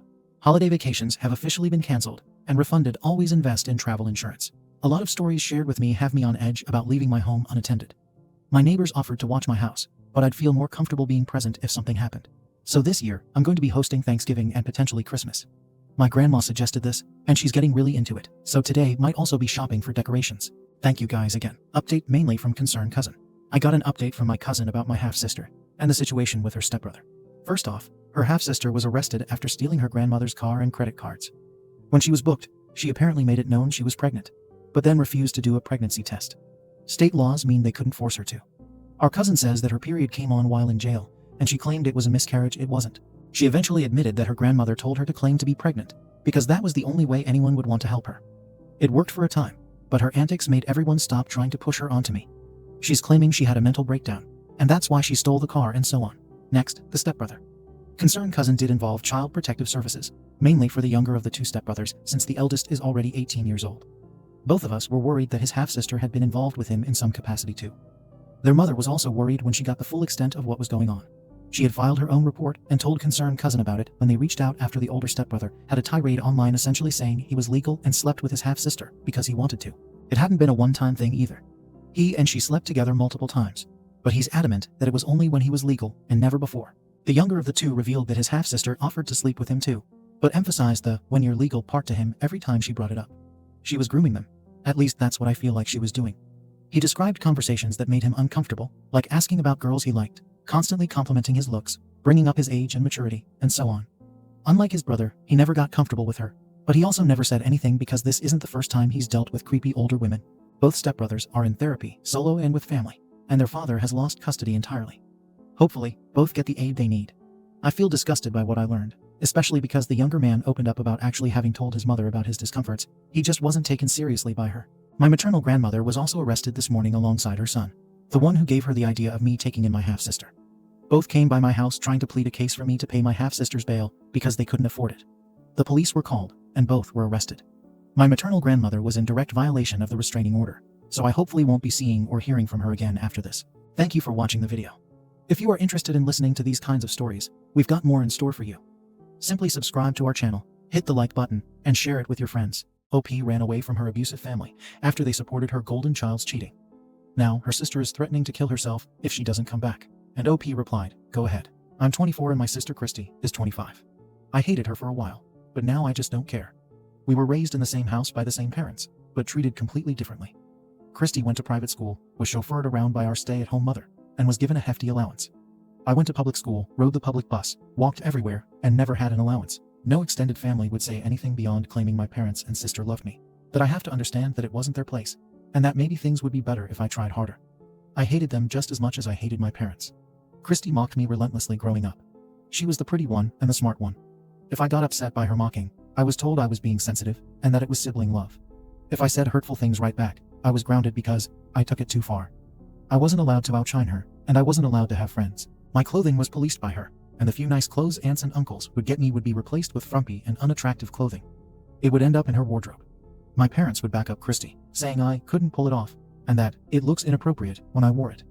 The rest of the family, the people who gave me the clothes included, would compliment how good she looked and pretty much validate Christy. I know for a fact that I am, and have always been attractive. Even in those ugly outfits, I managed to get asked out on multiple dates and got a boyfriend my sophomore year. Said boyfriend knocked up Christy our senior year after cheating on me with her since I got my early admission letter, and was neglecting him and the family. She told me the day before my graduation, claiming he was going to marry her, and they were in love, and it grew from me abandoning them both, blah blah. Our mother was there, and because I didn't really react, she thought I was being a good sister, and said she was so proud of me. I didn't cry about it. I just packed up my car when everyone was asleep, skipped my graduation and the supposed party that was planned, and I left. My only stop was the police station, where I gave them my information, told them that if I'm reported missing, I'm not, and bluntly said I'm running from an abusive family, was going away to college, and never came back. I got rid of my phone and everything. I went to school, got a good internship turned job, bought the condo I was renting, and had my dream wedding. Christy got in contact with me via Facebook. Her DMs, 2 days worth, because I don't really use my Facebook, are consistent with her saying I abandoned her when she needed me most, that she's practically a single mom, that her husband, my ex, hates her, and got with a woman that looks like me, that our parents blame her for my leaving and won't help her, and that the entire family treats her kid like crap for being the product of an affair. She didn't get into any of the colleges she applied to. She couldn't go to college as a full-time mother. She switched between blaming me for her misfortune and throwing a pity party. While reading, I didn't feel much of anything reading how awful her life turned out. I think I truly just stopped caring, and so even karma beating her down didn't give me any joy. Then she both DM'd and tagged me in a post that read, I feel like I'm drowning, and I just need my sister. Why won't you respond? Why did you leave me when I needed you the most? Please, I'm in such a bad place. If you don't help, I'll just end it all. I replied via comment and DM. Go ahead and take it off yourself. I'm not helping you, and frankly, I don't care. You stopped being my sister the day you gave me bleach as a gift, and blocked her shortly after. The logical part of me is telling me that was wrong, but I just can't bring myself to care enough to feel guilty. If something happens to her, I still don't think I'll care. This is contrary to what her family and friends think all people I've blocked without bothering to read their messages. Responses from OP in the comments. Commenter. Given how close you were in age, is it possible that one of you is adopted? Or is it the product of an affair? I don't understand how your parents could be so openly cruel, and no one stood up for you. You didn't deserve any of that, and I'm glad you were able to thrive without it. I hope you live a good life far, far away from all those people. You don't owe your sister anything. OP. No adoptions, no affairs. Just colorism and me being unplanned, so essentially unwanted. Commenter. To be honest, it was one of my thoughts. But OP says they are African Americans, and her sister has light skin compared to her, so she is darker than everyone else in the family. I think it might be something related to the color of her skin, as I have read that light-skinned African Americans, or just black people in general, consider them more exceptional, and that is related to the passing test they went through. OP, you worded it well, and you were accurate on part of my mistreatment. Colorism is a major issue in many black communities, and what your friend told you isn't wrong either. And I wasn't even the darkest of my family, just of my immediate family. Commenter. I'm sorry, did you say she gave you bleach as a gift? What is the context there? Telling her to go ahead and kill herself is messed up. I don't judge you for feeling that way though. But it might have been better to say something like, I'm not there for you because when I was, you treated me like a punching bag and got knocked up by my boyfriend. Maybe try getting some sympathy from someone you haven't mistreated their entire life. You reap what you sow. I find the direct and ugly truth works better with these things. And since you are only saying the truth and not being actively cruel, other people can't really blame you or call you mean. But man, your sister is effing delusional in turning to you after all that awfulness she put you through. Now she's suffering because she's getting just a taste of what it's like to not be the golden child that receives nothing but praise. Your parents really did a number on you both, and they should be blamed more than your sister. But considering she hasn't seemed to learn a damn thing, and isn't taking any accountability for anything, she can go pound sand too. OP. The context for the bleach. My family is Black American, and while Christy was always light-skinned, I was much darker than her and both my parents. For my 14th birthday, her gift to me was a spa kit that consisted of skin lightening products, exfoliating products, and a bottle of bleach. She told me that I needed to lighten up, and that was the best gift anyone could give me. She wasn't grounded, but I was when I threw her gift out and didn't apologize when she started crying. Update. Mill got arrested, not a good thing, but I'm happy regardless. This happened 2 days ago. She said, worth it, once my husband Derek, and I bailed her out. No charges are being pressed against her, something I'm extremely happy about. This is somewhat of an update to my previous post about my sister Christy, and my response to her unaliving threat. It wasn't nice, and I still don't feel guilty. My mother, who'll be called Emma, was able to get in contact with my brother Cam, not long after Christy's post was deleted. He didn't tell me at the time, but he thought it was our maternal grandparents calling. It wasn't. He did talk to her and shared that I was married, had a good job, and so on. He was essentially rubbing it in her face that I was living an amazing life and didn't need them. He admits that he saw red when she didn't believe this because I never posted about any of that stuff on Facebook again. I don't really use it. If I want you to know something, I'll call or text. He sent her pictures of my wedding, specifically pictures that showed how extravagant and intimate it had been. We only had 32 guests, and because of Mills and Phil's contributions, we were able to have our dream wedding at a beautiful venue. Cam also listed all of my other achievements and talked about how I finally had parents who loved me and treated me properly. I can't even be mad at him, even though he thinks I should be, because Emma figured out where I was based on his bragging about having mended his relationship with me and me staying with him. Based on that, he thinks that's how she figured out where to start looking. Plus, our shared and individual friends and my in-laws are far more active online than I am, and not all of them have their accounts private. Cam follows them, and they follow him, so he feels like he's to blame. She doesn't know where I live, hopefully, but she was at a cafe I normally go to with my Mill. She and Phil are adamant about group and solo bonding with their children, and I'm always included in this tradition. I was with my Mill, and well, Cam wasn't exaggerating about me having parents that now love me. When I first met Derek, I had a hard time opening up to him, and we both agreed to start as friends and see where things went when I was comfortable with the idea of any kind of intimate relationship. His parents were so kind to me, and when we started dating, I had difficulty with them. It was my Phil who sat me down one night after dinner and told me that their son loves me, and they can see why, so I should love myself and allow myself to be loved too. By that point, I had spent 3 months observing how they treated Derek and his older brothers, how close Derek was to his parents and brothers, and how healthy their relationships were. I blubbered, and can admit I fixated on him ruining my makeup. It was my obsessing with my appearance instead of dealing with internal crap phase. And Phil just hugged me and said I was adorable, but shouldn't ignore my feelings like that because it would just fester. He's amazing, and I love him so much. Random tangent. But that memory came to mind. Anyways, Mill and I came to the cafe together. And to be honest, I didn't really recognize my mother until I heard her speak. Her voice is the same voice that used to insult me and yell at me, nothing different after so many years. She'd gained weight and was still as attractive as ever, but I don't know. I didn't immediately realize it was her. I realized who she was when she called my name, and I just turned around and left. I didn't realize my Mill wasn't following me until I was back in my car and about to start it. I got back out and went to go get her. I felt horrible for just leaving her behind like that. Mill seemed calm when I got back, but Emma was not. She was mid-sentence, and what I heard was, "Your daughter, who do you think you are?" She shoved my Mill, and Mill said, "The one that loves her the way a mom should. Who do you think you are?" And then Mill wasn't so calm because Emma said, "That lying Debbie's real mother." That was all it took for her to jump on Emma. She got multiple punches before I got her off, and the cops showed up not long after. I guess the cafe workers or customers called before things escalated. Either way, she was arrested, and Mill was bailed out ASAP. She told me it was worth it the moment we were in the car, and I just started laughing and crying when she ranted about how angry Emma made her, thinking she could call my daughter anything degrading and get away with it. She said she was so happy I ran away and found them because she couldn't believe anyone could insult me like that when she knows what type of person I am and probably have always been. You just weren't allowed to be that person. I should have hit her harder. Is it awful that I feel so good about this? It's like my child self is getting her wishes, however delayed the granting is, and I'm just so happy someone loves me enough to be angry for me. Growing up, my parents never defended me from anyone. Most of the time, they'd openly agree with any insult directed at me, even when I was right there. As a footnote, I noticed some comments asking for an update on Christy. In a comment, I said she deleted her post not long after I deleted my comment. The few people whose messages I actually read claimed they were going to have a wellness check done and told me if something happened, it would be my fault. At the time, I didn't know Cam and Derek were both getting messages too. Derek's response was to send everyone a comprehensive list of everything I had ever vented to him about. It included some of what I vented about in my first post, but also some other things that I've told him about. He ended each list with a question. Why should my wife feel any shame for responding that way to one of her abusers? No one responded to him, and unlike me, he never blocked anyone. Cam's response was to shame them and reveal that Christy has always implied unaliving herself to get her way, just like her mother. He shared old texts between him and our parents, and some between him and Christy as proof. Yes, she has always done that, and so has our mother, but I didn't know they did that to him too. No one responded to him either. I don't know if there was an actual wellness check. Cam has blocked everyone, including both sets of grandparents, so I guess I have another partner in my NC boat. Cam has apologized and offered to cover Mill's bail. Derek told him no, but that he could host a small gathering celebrating Mill's accomplishment instead. I love this man. I assured Cam that I didn't blame him at all. Mill getting arrested made me feel awful, and I blamed myself for leaving her alone with Emma initially. But I don't blame Cam.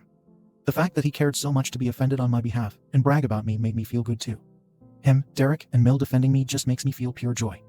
It's not a happy situation, but I'm just so happy regardless. Entitled parents demand. I quit college because my golden twin didn't get accepted in college, and it's unfair for her that I succeed in life faster than her. They even tried to unroll me out of the college. So this is a throwaway account because my siblings are here too. English isn't my native language, so there might be some mistakes. Sorry about that. So I 17F have 2 older brothers 19, 21 and a twin sister. I should mention that my family is pretty affluent. Ever since I remember myself, my parents encouraged me and my twin to compete with each other, while they always favored her over me. She always had their support, and I was expected to be considerate. When I succeed at something more than she does, they ask me to give it up, but they never ask this of her. I do love her and my parents, even though I feel like I've been treated unfairly. Both of us have aspired to be doctors for a long time. I studied really hard for it for a long time, and so did she. This year we graduated, and both of us applied for the same programs at the same universities. The process here is quite different than it is in the US. We can start medical school right after high school if we get accepted. She wants to go to the same university as I do, as do my parents. On the other hand, I feel like going on my own and having a separate life from my sisters. I love her so much, but we've been together my entire life. She's an introvert, while I'm an extrovert, so she followed me around most of the time. I always included her and made sure she's happy. But it's been like this our entire lives, and I'm honestly tired. Not to mention that if we go to the same place, I would be expected to study with her and help her get high grades, and I wouldn't be able to study on my own and focus on my success. My parents will be mad if I succeed more than her. It's been like this for the past 12 years, which will eventually hurt me. I just want to finally be a person of my own. This is where I might be the arsehole. I got accepted to 4 different universities, and she got into 2. I waited for her to decide where she wanted to go, and then made my decision like I said, a different place. Then she changed her mind, and said she wants to go to her second option, the one I chose. I said that it's not a problem, and I will go to a different place one she didn't get into. My sister got really offended, and my parents are furious, even though I explained myself politely and said that I love her, but wanted to get a fresh start where nobody knows me. They demanded that I go to the same place as my sister or else they wouldn't pay for my degree. So I said whatever and said that I'd be fine on my own and left it to my grandparents. When they came to talk to me, they just kept on saying how wrong and entitled I was. I really had enough, so I told them I hated them for treating me like this. Now I'm refusing to talk to them and ignoring their calls. My brothers and grandparents are on my side, but everyone else is telling me I'm an arsehole. Am I? Edit. Thank you so much for the support and ideas. I read all your comments, and they're all very appreciated. My brother got me everything I thought I needed, including my cat. I called the university to ask if my parents can unroll me, and they can. However, since they never paid, it will be difficult for them, and the university can try to delay them until my 18th birthday. My grandparents assured me that they wouldn't let them do something like that, but it's still nice to have a plan B. School starts on Monday, and it looks like it's settled for now. I will update you guys as soon as I have something to say. P.S. I don't feel like talking to them right now. It's like all of the anger I held against them is now very substantial. Hope I used the right word. And I feel like I need to cool down before deciding what's next. They probably can also use some time off. Relevant comment. I think I wrote about it somewhere in the comments.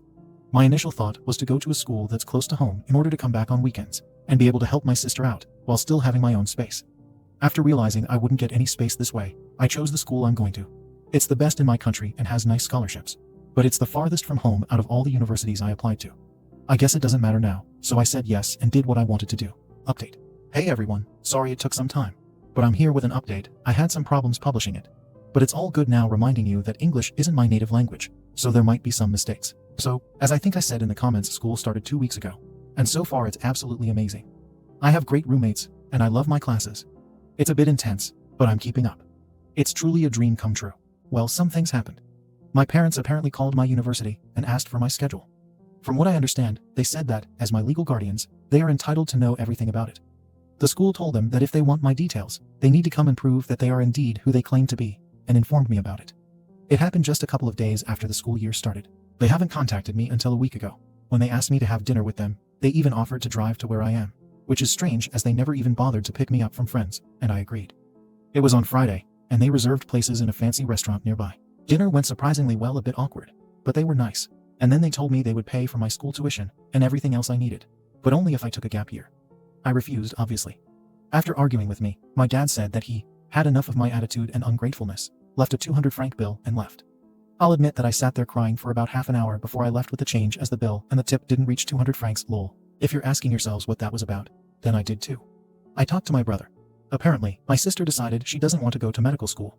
She wants to take a vacation to think about the future with a clear mind or something like that. And you guessed it, almost everyone thinks I should go with her. After all, we are twins, and it will only be fair that we'll start studying at the same time. There has been no contact from my parents ever since, but it's kind of okay for me. I got a scholarship, and by the end of the semester I might get another one. My grandparents paid for the rest. They insist that I won't pay them back, but I'm already working on that. My sister answered my messages yesterday. She told me that I hurt her because I didn't want to be with her, and she doesn't know if she can forgive me. I understand her, and I do really miss her, but I don't want to give up on my dream. I hope she will understand me someday. So basically, I think things are alright by now. Not much has changed, but I have my grandparents and my friends, so I'm fine. I'll be completely calm only after my 18th birthday, when my parents won't be able to get me out of university. It's really soon, so I'm optimistic. Thank you all for reading and helping me. I really appreciate it. Edit. Thank you all for your comments. I'm on a pretty tight schedule, so I still haven't finished reading, but I promise I'll answer all of them. Since some of you got confused over the francs, we use them in Switzerland. Relevant comments. I actually don't get it either, but it's been like that ever since we were little. There's nothing wrong with her. We're different in some ways, and she's more shy and quiet, but not in an unusual way. She always kind of tagged along with me, and I wasn't allowed to have friends who weren't her friends or go to events by myself. I also helped her study, and my parents got upset over me when I got higher grades. My best guess is that they think she'll struggle to be by herself, and that if I do better, it will make her insecure. However, I can't know for sure. I feel like we could have been so much closer if my parents wouldn't push us together all the time. It's a shame, honestly. In a way, I'm glad I can be independent, but I feel bad for my sister that she still struggles. Thank you. I hope things will continue to be great. I want that for my sister too. When asked if their parents made them dress alike, yes, every single day in elementary school, I felt so ridiculous and begged them to stop in middle school. Second story. OP ran away from his home because of his narcissistic family's constant abuse and neglect. Now they are freaking out, not because he ran away, but because of what will happen to their family's image. I think it would be easy to mention that I was never the family's favorite. I know there's a stereotype that the youngest sibling gets the most affection from the parents. Maybe it only applies to my family, but that's a complete lie. And I also know why my family treats me like that. They make no secret of it. I wasn't a wanted child for the simple reason that my parents only wanted a boy and a girl. So there are 2 children and no more. The fact that I was then born as a second son didn't fit into their family's predetermined picture. For this reason, I was always ignored on birthdays. I wasn't even allowed to be in family photos, because they wanted to give the impression that their picture book family was the way they had imagined it. They never let go of this image. And just as an aside, compared to my siblings, my parents punished me much more severely for little things. My sister once stole money and was grounded for a week, while I was beaten up for leaving my room at night. I put up with it over the years because, even though my parents didn't really pay attention to me, I always had a good relationship with my siblings. When my eldest brother got married a few years ago, I was still a minor, and even though I was offended, I wasn't allowed to attend the wedding on the grounds that it would be a child-free wedding. I was 15 at the time, and no doubt there would have been no reason not to let me attend. Even though I was hurt that I was the only one not allowed to attend, I accepted it. I'm now 19, and my sister wants to get married. She gave birth to a daughter last fall, and she and her partner wanted to get married. I was really looking forward to the wedding and bought myself a nice suit. At some point, however, I received a message from my sister that I couldn't come to the wedding because they also wanted to have a child-free wedding, and they needed someone to look after their daughter, my niece. I knew that wasn't true, as they had a babysitter. The babysitter was a friend of hers who wanted to earn some extra money while she studied. When I pointed this out to her, she explained that the babysitter didn't have time because she had to study. Which was also a lie, by the way, as I had previously sent the babysitter a friend request on Facebook, and she even wrote a post on the day of the wedding saying that she was enjoying her day off. I asked her if she had anyone else who could look after the child, as I really wanted to be there after missing my brother's wedding. Suddenly she got angry and told me I was being selfish, and if I were a good brother, I would say yes without argument, and if I didn't say yes, I wouldn't be allowed to come to the wedding under any circumstances. It felt like a punch in the stomach. I couldn't understand why she didn't want me at the wedding. In the end, I agreed, but I still contacted my parents again. They also told me not to be so selfish, as the day wasn't about me and my sister was deciding the guest list anyway. Then I also realized for the first time that my attendance was never planned from the beginning, because I was the only one who didn't get an invitation. Yesterday was the wedding, and I cried when I saw all the photos posted in the WhatsApp family group. Everyone had a great time, even when my sister dropped her daughter off at my place, and I wanted to give her my wedding present. She didn't even give me a glance. She didn't even say thank you. Neither for the present, nor for babysitting. I want out of this family. I love them, but I can't stand being treated like this any longer. I'm about to be promoted at my home office job, and when that happens, I'm going to move far away and break off contact. They'll have the image of their perfect family back that I ruined, and I'll have my peace. A win-win situation for both sides. Comments. Tom and F. Just keep looking forward to the day you'll be rid of them, and never look back. Maybe change your last name too. OP. I thought about that. Do you think I should leave a message? Tom F. Nope. Kim V. Trust me on this. Seriously. Go hard. No contact.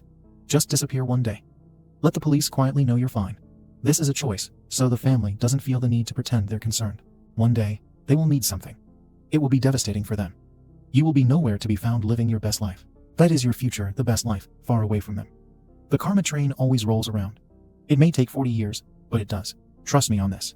I'm wallowing in long overdue karma. Good luck, OP. Plan your escape and future. There's nothing for you here. Feel free to DM. You can do this. Adventurous Road 2085. Why did you babysit for her? If I were you, I would move away, change my number, and don't say anything. OP, I will. But I thought that leaving them a message would at least prevent them from looking for me, just in case they do care enough. Update. 3 days later. I didn't plan to make an update, but so many people asked me to, so here we are. My original post is now 3 days old, and a few things happened in that time span. Let's start by saying that I followed your advice. I contacted the local police and told them about the situation, just in case anyone was looking for me. One day after I posted it, I packed my things and drove to a friend of mine who lives far away. I haven't seen him in a while, but he agreed to let me stay with him until I have an apartment. And before you ask, I decided not to wait for my promotion. I wanted to get out of there immediately. That was when I started to read all of your comments. Thank you for your support. I appreciate it. Apparently, my story made it to TikTok as well. But you probably want to know what's up with my family right now. Well, I blocked their numbers. Even though you guys told me not to leave a message, I left one, but not the way you think. My family has a spare key for my apartment. If, for some reason, they care enough to check on me, they find a message in my apartment. I wrote this because I wanted to tell them everything I felt and let them know about their wrongdoings towards me. And to my surprise, my friend got a call from my mom yesterday. I don't know if she found the message or just noticed that I was gone like that. But I assume she did. She said she was worried about me and that she had called every one of my friends because she wanted to know where I was and if he knew where I was. He lied to her and told her he didn't know, and then she hung up. While some could see this as an effort, I know my mom better than anyone else. She is not worried about me. She is worried about her own image and how people would react if they saw how she failed as a parent. However, she was the only one who I know tried to reach out so far. To be fair, I blocked their numbers, so I'm not saying it's entirely impossible. They tried, but still. My friend's mom had invited me to dinner this Sunday. His family was always very welcoming towards me, and I'm just glad I'm not alone. I would also be lying if I said this situation left me cold, because the truth is that I cried for most of the first 2 nights. I want to leave all of this behind me and start a new life. Thank you for your support. If anything essential happens, I will try to update you. Comments. Bonham 42. Personally, if it were me, and I knew my mother only cared about her image, I would blow them up on social media. They spent years hurting you because of their image. I am glad you got away though. Your family sounds horrible. Bad Malcolm. I control the narrative. I wouldn't put it past OP's family for them to come up with a story like, oh, he was on drugs and ran away. Third story. OP had enough of her entitled Sill's arrogancy and didn't invite her nieces for the Easter. This spans over a period of almost a year, and there's a backstory. I'm sorry it's so long. Last year, my Sill 36 told me 28F that her daughter's bike was too small and told me that I needed to buy her a new bike that fit her. I don't mind helping out my family. We can financially afford to help and are happy to. After we got her a bike, my Sill asked if the kids could come over for a few hours and ride bikes with mine, and we agreed. After my niece got on her new bike, I took a picture and sent it to her parents, who responded with a vicious text from my Sill accusing me of trying to steal parenting milestones from her, and how I am awful, and I shouldn't be a part of the family. She accused me of teaching her how to ride a bike without training wheels, and how all I do is hurt those around me and cause mental and emotional trauma. I tried explaining to her that the neighborhood kids were the ones to teach her. I only bought the bike, which again my Sill demanded that I do. My Sill told me not to text or call her, because she was too livid, and didn't want to say something that she would regret, and that they would tell us when to send the kids back. I was bewildered. I had her kids at my house, and I didn't know what to do. I talked with a close friend and neighbor, and they confided in me that they were getting scared for the kids. They mentioned some of the things that the kids had said about their home life, and that they had actually just gotten off the phone with CPS because they felt like the kids needed a welfare check on their living situation. Honestly, I agreed with them, but because I had the kids at my house super frequently, I didn't think I needed to call. 4 hours later, we finally got a text that they were ready to have us bring the kids back. My husband walked them home. I sent her a response stating that I don't believe in yelling at someone and not allowing for communication. I explained what really happened, and that I simply took a picture from my driveway. I also explained that their child had ridden a bike before, as they had ridden my daughter's bike, while my Sill and Bill were there, and they saw it. They must have forgotten that she already knew how. I said sorry, and I would love to communicate. I'm not trying to paint myself as a perfect person. I was definitely mad. In anger, I did tell her that it was unfair to put the burden of raising her kids on me, and we understand that they're going through a lot, but that their kids needed their own parents. I was tired of getting yelled at by her for the things that my niece was missing at school, and I was tired of having to foot the bill to take care of them. I have my own kids. I said that I would happily back off, and because I'm backing off, there's important information she needs to know. I told her about the neighbor's CPS call. In hindsight, I definitely know I could have handled it better. I should not have reacted in anger, and I could have been more compassionate. My husband's parents have joined in on the fight. They have all convinced themselves that I am the one who called CPS. I had a very abusive childhood, and have never opened up to them about it. One day, I created a new text group with all of my husband's family in it, and I apologized. I told them that I was sorry that I reacted in anger in my response. I tried to clear up the situation as much as possible, and explained why communication is so important to me. My Sill then told me, I know you had a rough childhood. That's why we are all trying to show you how a loving family actually works, because someone has to teach you. My husband was livid. He told everyone that he was done watching them treat me the way they have. We have tried. We were again met with the silent treatment. Months later, I tried apologizing again. This time I wrote handwritten apologies, an olive branch, and expressed my desire to move forward. I invited them all over for dinner. This broke the silence, and they actually declined, saying they were too busy, and the kids can play at Thanksgiving. Thanksgiving rolls around, and I thought it went over well. No one talked to me, but they all talked to my husband and kids. They ended up canceling a family Christmas party because my husband and I are the only ones doing well financially, and it would be too hard. Many things have happened over the past few months to get to now, but I have had a feeling to plan an Easter dinner. I sent out an invitation over a week ago for the 23rd of this month. On the invitation, I put, please RSVP so I can plan for each child. Instead of doing an Easter egg hunt, we're doing a scavenger hunt, and I was planning on having enough clues so each kid can read 2 of them so everyone feels included. At the end of the scavenger hunt, I was crocheting bunnies. I asked for an RSVP so I could have adequate time to put together over 18 clues for the scavenger hunt and crochet 9 bunnies. I asked my Sill if she would help me plan it before I sent out invitations, and she completely ignored my text. I went ahead and took that as a no and sent out invites to everyone in my husband's family. Everyone said yes to coming, except that one Sill. I also sent invites to my side of the family, and they all RSVP'd yes. My in-laws don't know my side is invited. Do I need to tell them? I reached out to my Sill individually a week after I sent the invite, asking if she was going to make it to the event. I also asked a separate question. She only answered the other one, and completely ignored my question about the 23rd. Knowing her past history, she is the type of person to not RSVP, and just show up with her 4 kids and expect to have everything prepared for her. I told my husband that I was not going to entertain that behavior this time. If they show up, we will tell them to be sorry. We weren't expecting your kids. They can participate. but I don't have anything prepared for them other than a bunny. He thinks that I would be in awe if I didn't prepare everything because the kids would miss out. I'm exhausted but ready to hear my judgment. AmITheA, update. My Sil just texted me. Sorry for the late RSVP, but I finally heard back on a scheduling thing I was waiting on. Yes, we can come to the Easter thing on the 23rd. Also, Aunt, my husband's aunt, who they live with, and who has cancer, says she's planning on attending. But she may wake up that day and not be up to coming. I have heard everyone's responses, and I have been looking up Greg's sting. I promise to update you all on how the event goes, and I also promise that this will be the last time I plan to get together. The backbone is growing, I swear. It's hard since we built our house close to my in-laws, who are all neighbors, so we can help out in their old age. Like I mentioned above, my husband's aunt has pancreatic cancer, and his parents are often sick. My Phil has a degenerative joint disease, so up until my Sil moved in with my husband's aunt, we were helping out to take care of them. Then she moved in, and we figured they would take over some of the care they haven't, but they also won't let us. I am coming to terms with the loss of family that I want my children to have, but I am now more aware of the example of what is okay that I'm showing them. Comments. Kimria. What you need to do is stop inviting his family. Ever. It sounds like you're being a doormat. Stop trying to win their approval. You won't get it. What you will get is hurt feelings and disrespect. But if you feel those kids will show up, you would be the one to not prepare. Don't punish kids for their parents. It sounds like they get enough of a bad deal. Just don't invite them at all next time. AmITheA. Not right, not wrong. 15. She's just inviting, almost begging for people who do not contribute, ignore her, and bring nothing but negativity to her world. Why? I'd be damned if someone came into my house and ignored me.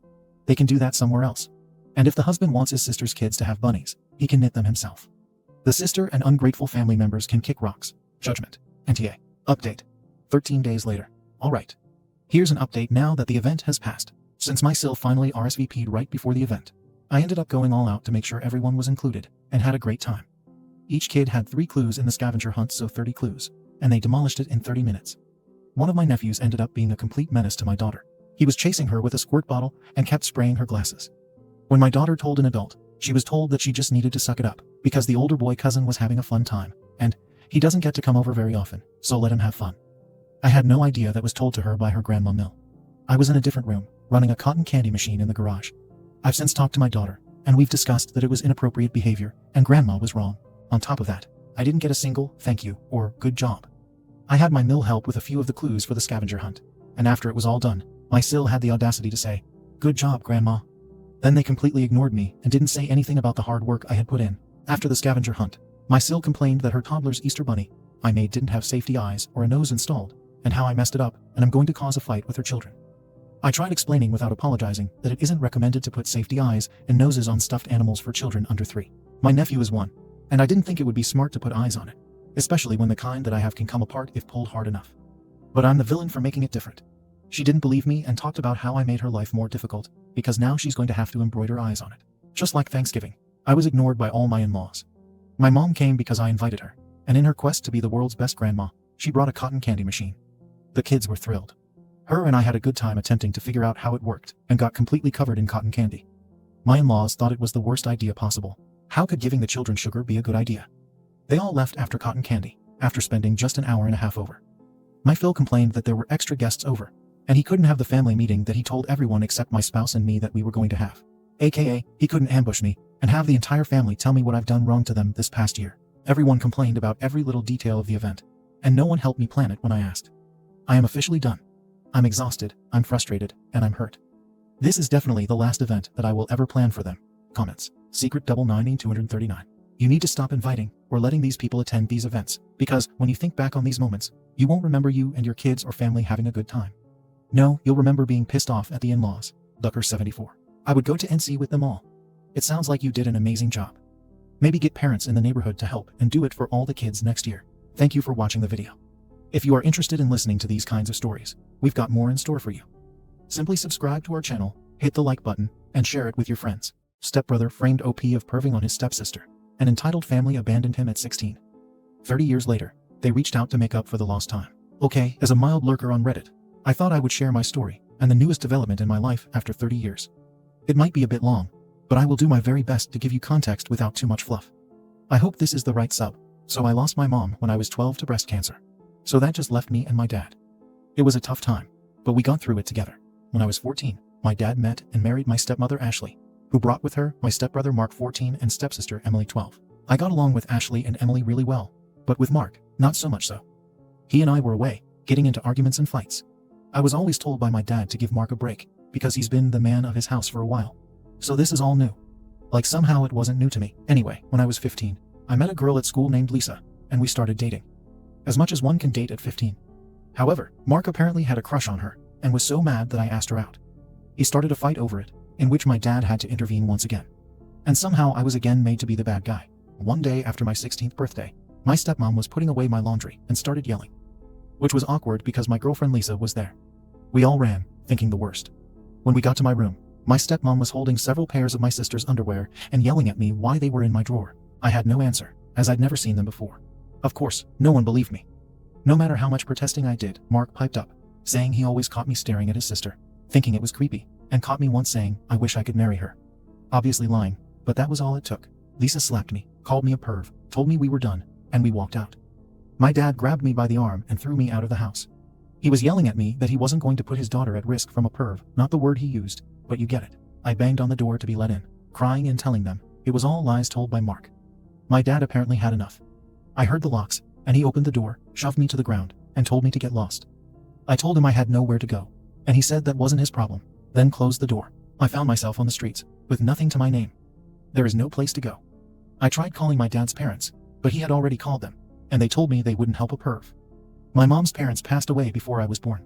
Well, I lived on the streets for 2 years, doing what I had to in order to survive. No kid should have had to do what I had to do in order to just live. There were some really dark days. Lots of therapy later in life helped me with this. Shortly after I turned 18, I found a job working at a boxing gym. I stayed away from where I began this horrible journey. I worked there for years. I learned the sport. I'm never going to beat Mike Tyson, but I was good at it, which helped me with my hate and anger.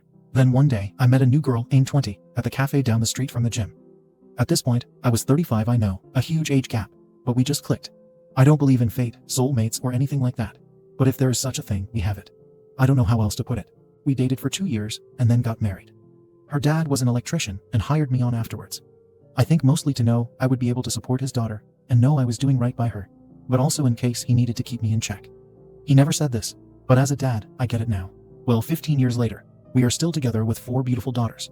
I just passed my master's license as an electrician. Thanks to my wife for pushing me to get my JED. She has been my rock, my cheerleader, and my all-around support through this all, and I can't tell her enough how much she changed my life and how much I love her. Anyway, sorry for the tangent. So just this past weekend, I received an email from my stepsister. I'm not sure how she got my email address, but I know it isn't hard via the internet, not like I've been hiding. Mind you, I'm now pushing 53, so it's been 30 plus years since I've heard from any of them. It was a long, long email. I'm not going to give you all of it, but the meat of it is that they now know what really happened. Mark, I guess, was busy drinking with his buddies on Friday, and somehow my name was mentioned. Mark, I guess, started bragging about how he set me up and took my girl yup. Mark and Lisa got married all those years ago. They were all laughing, hoping I died on the streets. A bunch of rude and vile stuff. I guess he forgot Lisa was there, and she heard it all. So she called my stepsister to let her know. And so Emily spent all weekend trying to find me. Like I said, the email was long. Short of it, they want to apologize face to face, although it was already said in the email multiple times, and make up for lost time. I'm, however, indifferent to the idea. I have no ill feelings towards her. She was obviously young and had no real say in the matter. But with lots and lots of therapy, I learned to let go of that hate and anger. As well, with all the love I receive from my wife, kids, and in-laws, it's all I really need. I'm into the idea of just deleting the email and moving on like nothing happened. My wife thinks I should at least respond back, even if to say something snarky like, "Thanks for finally believing me. It only took over 30 years. Did I mention my wife has a mean or petty streak toward her? She's awesome. I'm not asking for advice. I just wanted to share my story. There is a boxing quote that I have up in my house that reminds me every day. To see a man beaten not by a better man, but by himself is a tragedy. Edited. Pushing 50 to 53, because apparently, people are getting hung up on my age. Because you know if it's not perfect. I guess that's Reddit for you. Comments. AmITheA. It's up to you what you should do. Personally, I'd either delete the email or respond, telling her, "Thanks for letting you know," and that while you bear her no hard feelings, you have no interest in reconnecting with any of the rest of them. Not religious now. Interesting. I'm with your wife on this because I'm petty like that too. I have a question for you. What happened to your dad and stepmom? Is there any mention of them in that email? Perhaps for final closure, simply respond that you appreciate them reaching out after 30 plus years, but you have a great life without any of the people who would throw out a 16-year-old child on the streets. Then ask not to be bothered again or say you're willing to meet if, and when Mark, Lisa, your dad, and stepmom beg for your forgiveness on their knees to make up for the hell you endured. Ocean 2731. I delete the email and go on living your best life without them. Do you really want to spend more time and emotional energy with them? OP. That truly is my thought.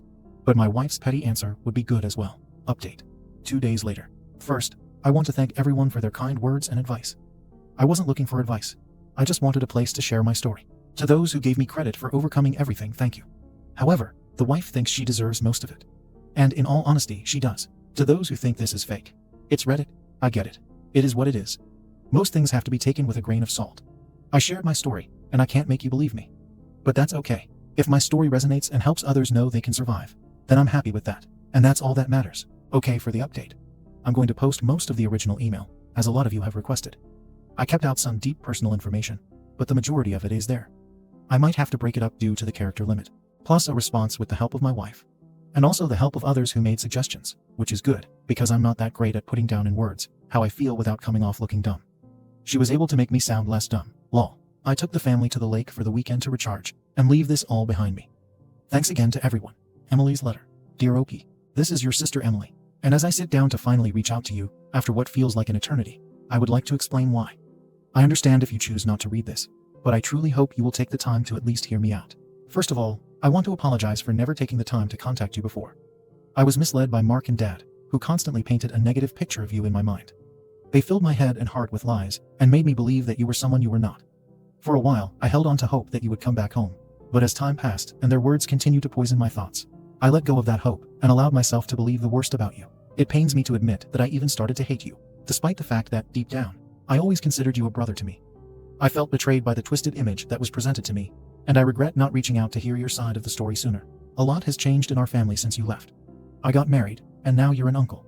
Mom and Dad are still together and are preparing for retirement. Mark and Lisa eventually got married, and they have no children. However, the truth that has recently come to light has shaken the very foundation of everything I thought I knew. On Friday, Lisa overheard Mark boasting about how he orchestrated the setup against you, how he manipulated the situation to make you look bad, and how he convinced us to turn against you to his friends as they all got drunk. They laughed about the pain he caused you and the lies he spread, all while belittling you in the cruelest and meanest ways possible. Saying things like they hope you died in the streets. Lisa couldn't keep this bombshell to herself, and when she confided in me, my world came crashing down. To think that I could have been so wrong about you for all these years is a heavy burden to bear. I can't begin to express how deeply sorry I am, as is Lisa. We both realize now the extent of the manipulation and deceit that was carried out against you, and we are devastated by this fact. After sharing this revelation with Mom and Dad, Dad started crying, like really crying. I've never seen him cry before.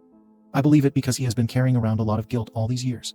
Obviously, now knowing the truth, he is now having to deal with the consequences of his actions. However, after several hours of talking, we all came to the conclusion that we needed to find you and make amends.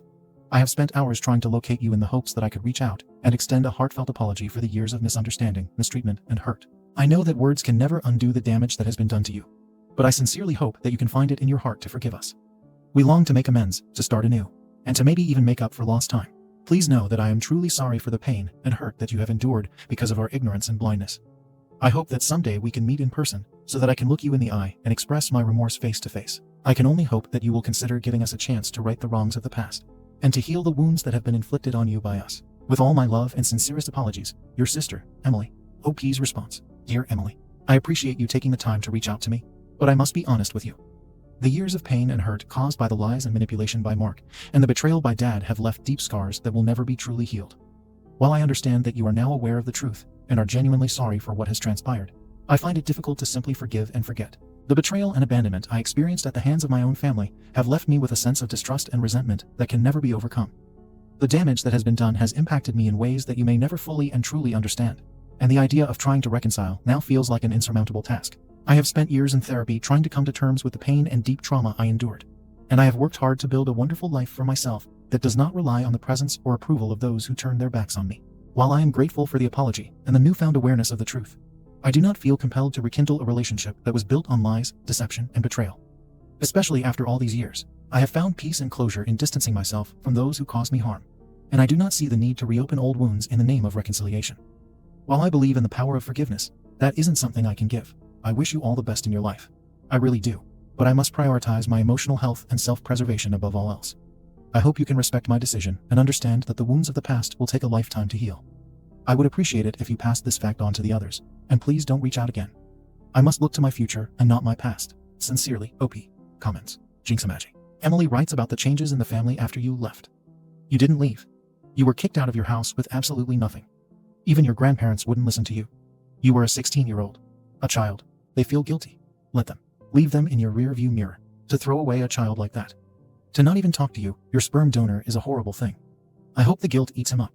You could have died. And Mark wishes you death and misery for what? Because his mom married a guy with a son.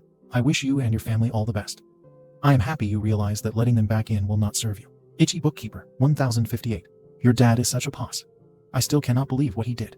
Good riddance, Susha Bentabox. He is the absolute worst in all of this. He believed the words of another male over his own son. And the stepbrother, vile, despicable, sociopath. There's a special place in hell for him. Second story. My wife betrayed me and our daughter by cheating on her girls' night and begging me for a second chance, which I can't. But mom is on my wife's side.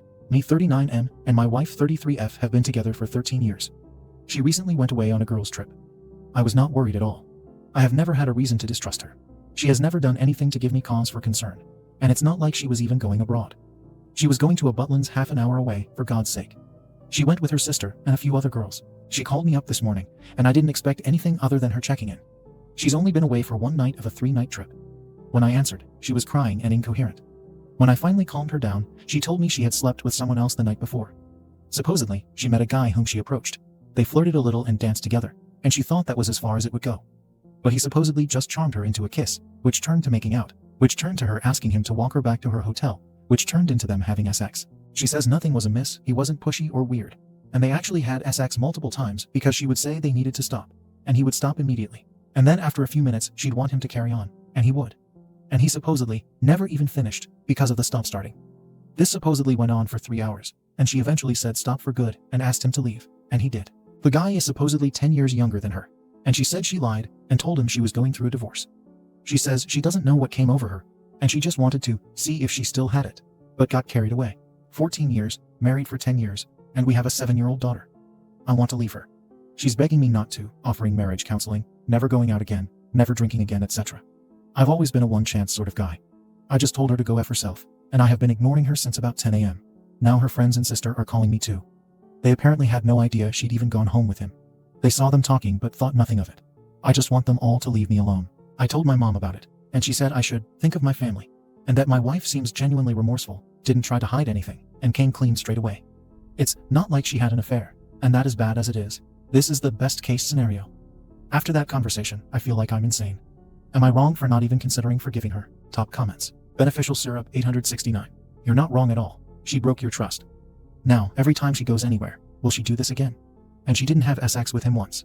She told you it was multiple times. Turn your phone off and take your daughter out for a meal. Spend time with her before your wife gets home and starts love bombing you both and strong arming you. See Boot 74-13. You can forgive and forget. But understand that you do not have to accept and stay. Edit. Please understand that I didn't say he had to forget what she'd done and stay with her. I said forgive her for what she's done. But that doesn't mean you have to stay because, at the end of the day, a very important boundary was broken by choice.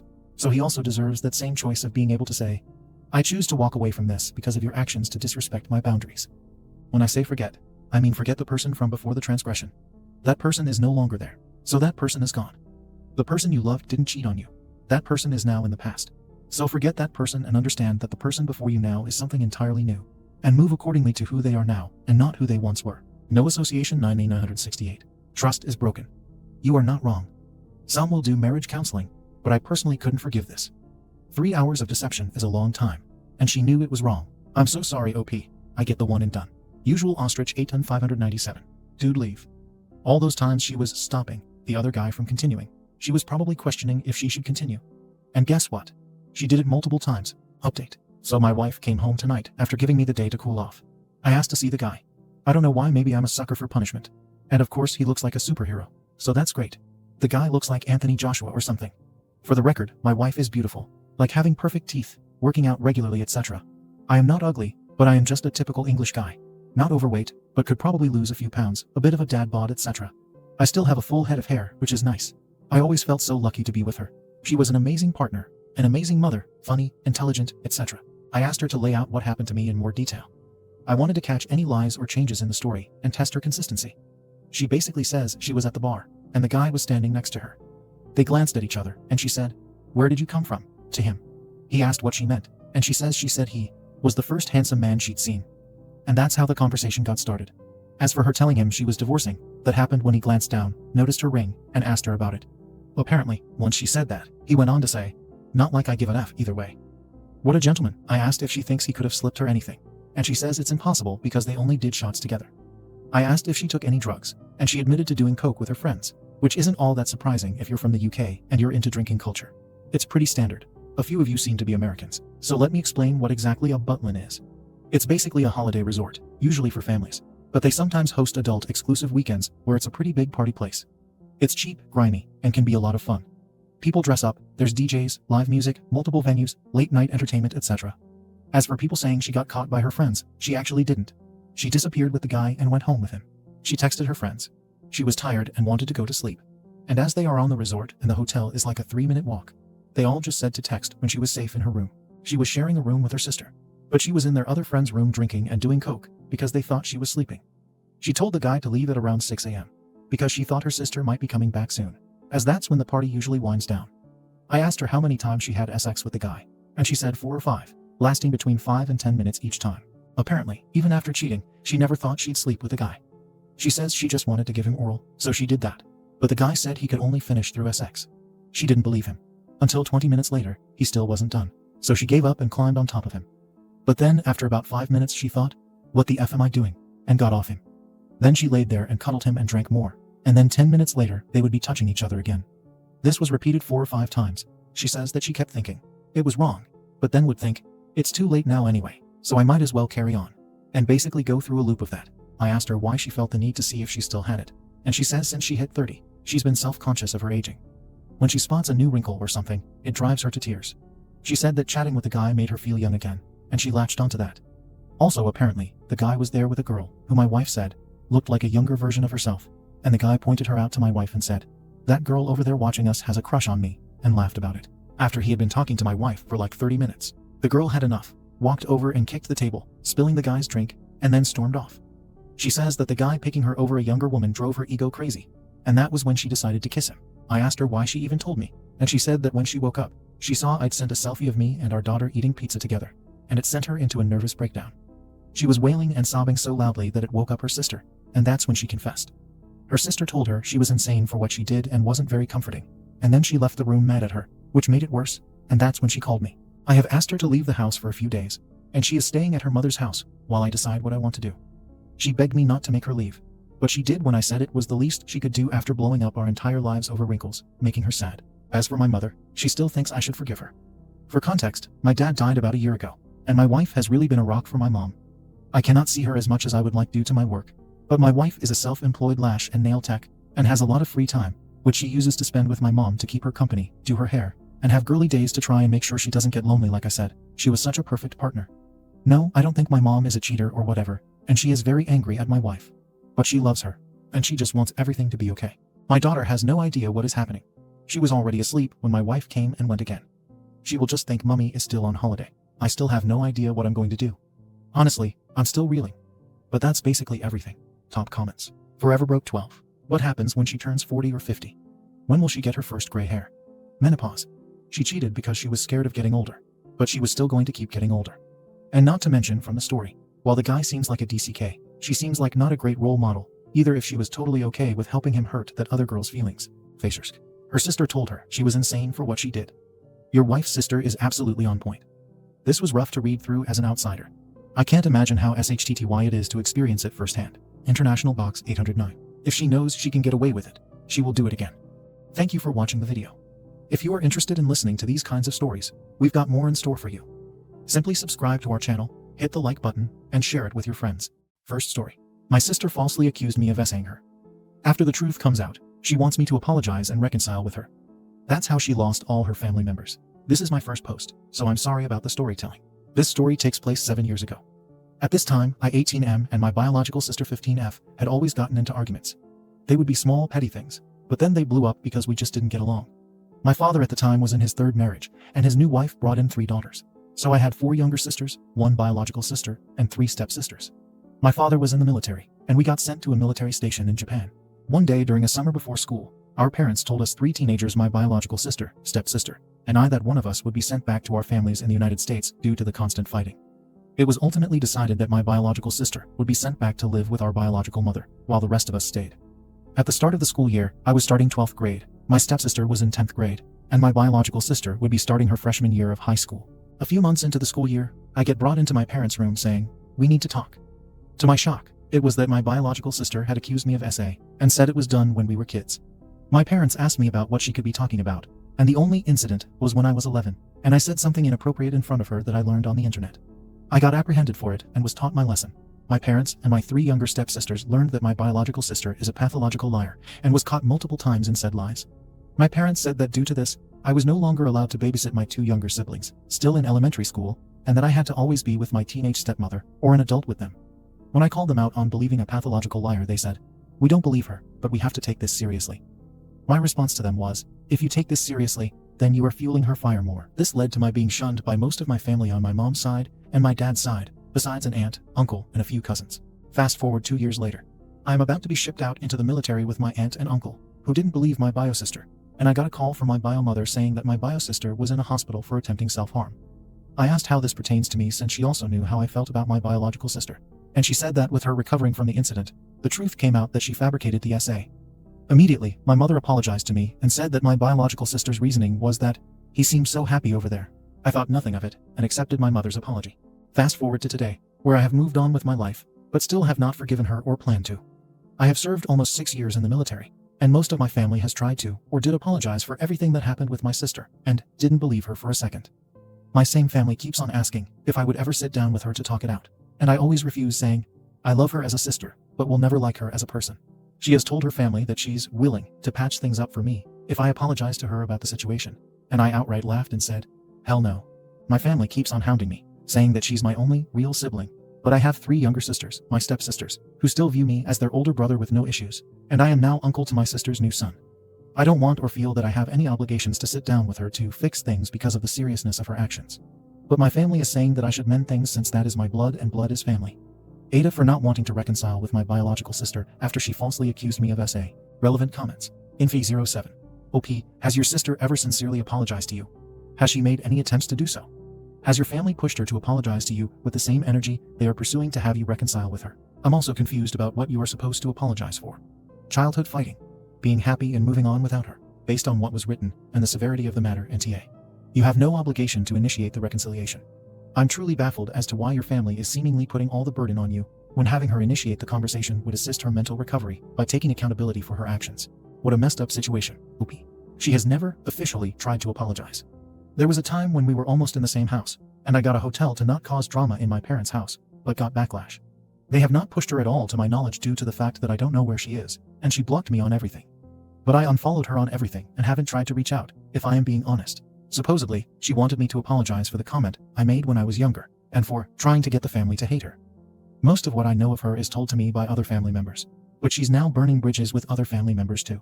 Chip 666. NTA. How is your relationship with your dad and stepmother now? OP. I have made amends with my father and stepmom due to it since I've been in therapy for some time now. But I still hold it against them whenever it comes back up. Father and stepmom got divorced, but I still see her daughters as my family since they were still talking to me and siding with me during the whole thing. From what I understand, my biological sister burned bridges with my father and stepmother. Update. Sorry if the post is badly written. I am new to Reddit. First, I would like to say thank you for everyone's kind words and the messages that I received. It helped me more than I thought it would. So no one in my family found this post or knows about the original. But there are a few updates. First, I saw a lot of people asking, what do I have to apologize for? For context, I was told to apologize for trying to make the family hate her, and for my comment I made when I was 11. But I had already apologized for that when it happened. Second, I was forced into the same house as her for us to reconcile. During the holidays, I went to visit my father and stepmom when they were still together, and wasn't told that my biological sister would be there too. To my surprise, she was sitting on the couch when I walked in, and I immediately left, angry and yelling at my family. I spent my own money on a hotel nearby and said I would visit when appropriate, but was met with backlash because she was willing to talk, but I had to apologize. I refused and stayed in my hotel, upset that I was tricked. Thirdly, my biological sister is still living with my biological mother, and is finally getting kicked out for lying. My mother and father had admitted that, at first they couldn't believe it, but after having her at their house, it was clear what happened. I went talking to some family that still supported me during the time, and found that she has no more bridges with anyone in the family left, because she burned them when they thought they were helping her. We also found that she had made multiple false statements towards other men and other members of our family. To my knowledge, my sister was never touched like that, but we both got beatings and got starved a few times. She burned my father's bridge too, and she just burned my mother's bridge. and her mother is kicking her out of the house now and has apologized again, which seemed honest. I made it that I have gone to NC with my sister and a few family members, but I have been in therapy for a few years and am trying to allow people back in after conversations. Thank you everyone again for your messages, and thank you for believing in my story. I will update you guys if anything else happens. Second story. My whole marriage is built on lies. Recovered with the Wayback Machine. I am using a burner account. I am afraid this will be leaked by him. But I am on my work computer. I am a 45-year-old female. My husband is 47 years old. We have 3 daughters, 20F, 19F, and 15F. What I thought was a perfect family was a lie orchestrated by my husband. We moved into a new home closer to my middle daughter's college. As I was unpacking some of the stuff, I came across my husband's box. I was just checking if things were missing or not. I opened his box and found some stuff. Those were my photos when I was 20 years old. There were pictures of me going to college, to my gym, and to a hangout spot with my friends. There were lists of the places I used to visit when I was 20 years old. But here is the thing. I met my husband on my 22nd birthday. So why does he have numerous pictures of me in different places from 2022? He had pictures of me in my own apartment back then.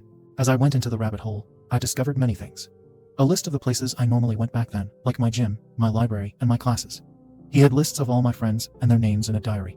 He even had a list of all the guys I had dated back then. I found his diary from 1998. Most of his entries were about me. I didn't even know who he was back then. He didn't exist for me. I won't bore you with details, but basically, I found out that he staged the day we met for the first time. To woo me, he took a job as a bartender at the bar I usually went to. He spiked my drink so that I could pass out, and he could save me. It worked because I was very impressed by him. I mean, any guy would take advantage of a drunk girl, but he didn't. He took me safely to my home, where my roommate received me. I forgot my purse in the bar, which was my husband's ploy too. He stole my purse so that I could come and get it. From there, we started dating. I do not want to say everything he did was a lie, but that's all that was. Now I know why he always brought things that I liked. I thought that we were soulmates, but in reality, he was just a creep who stalked me for 2 years. I never felt like I was under his control. In fact, he has always showered me with love. He was not controlling or oppressive. He had always been there for me. He was so sweet, passionate, and caring that I felt like the luckiest girl in the world to be with him.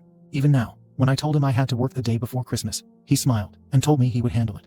Now this is all a lie. I don't even know the person I married. How can I ever trust him? We have built our lives around a lie. How can I tell my children that their father is a con? I feel like I am going crazy. No one will believe me. He has created this image about himself that he can do no wrong. Please help me sort out these feelings. I do not know what to feel. Additional information from the OP. Of course. He lied and hid the truth from me. God knows how much more he is hiding. I have doubts that he even has a second family because of what a psychopath he is. I try to remember good things about him, but the fact that he has staged my entire life, starting from when we started dating, is scary to me. I left out many details because he uses Reddit. About the photos. No, I didn't share them. Those photos were taken by him while he was creeping on me. I hadn't even met him back then. And it is very ironic that you are more concerned about his privacy being violated when he has been violating my privacy for more than 20 years. If the story is fake, I am going to make it clear once and for all, and people who are interested can read this comment. No, this is not fake. I changed some details to make it less obvious, but the main point is unchanged. Why would I seek attention through a throwaway? And for those who are asking about the diaries, I came across them while setting up our house. Back then, he had a habit of journaling. He would keep a diary with him everywhere he went. He stopped after our wedding. He has kept every diary. I didn't read any of those, just the one from the year when he was stalking. Stop reporting it. Update. Recovered with a Wayback Machine. Hello everyone, Happy New Year. I just wanted to give you guys an update. Thanks for all the comments and advice. I know many of you are eager for an update. So here it is, short story. We are separated. We are both attending therapy, individually, and as a couples therapy. We are not getting a divorce for now. But I did tell my girls the truth. The long version. The day after I posted this, I started to plan how I wanted to approach it. I acted like everything was normal during Christmas. But my husband had noticed that I was concerned. It was hard to fake everything, knowing how much he had lied.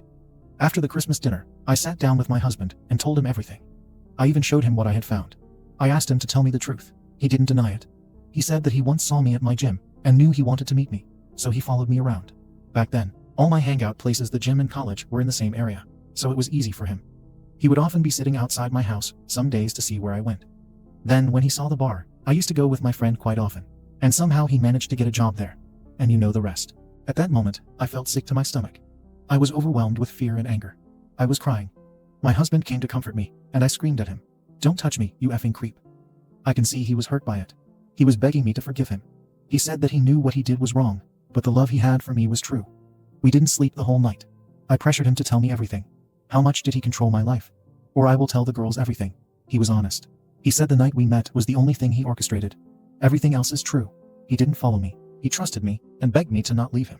When the morning came, I urged my husband to tell my girls the truth. Because I wanted separation, and I do not want to hide anything from them. We didn't tell him anything about the stalking. Just the fact that we will be separating, and we still love them. My youngest didn't take it well. My oldest and middle child were understanding. I told my husband that he and I both need therapy to see where we stand. I was seriously questioning my marriage. Then again, he was the best partner I've ever had. He is a perfect husband and a good father. I remember those times when we would enjoy the snow on New Year's Eve and barely get out of bed. I will always remember the good memories we shared. Our wedding, our honeymoon, the birth of our children, every family vacation. Those were not lies. I know that he loves me deeply, but this is something I cannot get out of my head. Now I just feel guilty about calling him a creep. I can see it broke him inside. I love him so deeply. I know he loves me too. He never hurt me or did anything that would cause me any harm.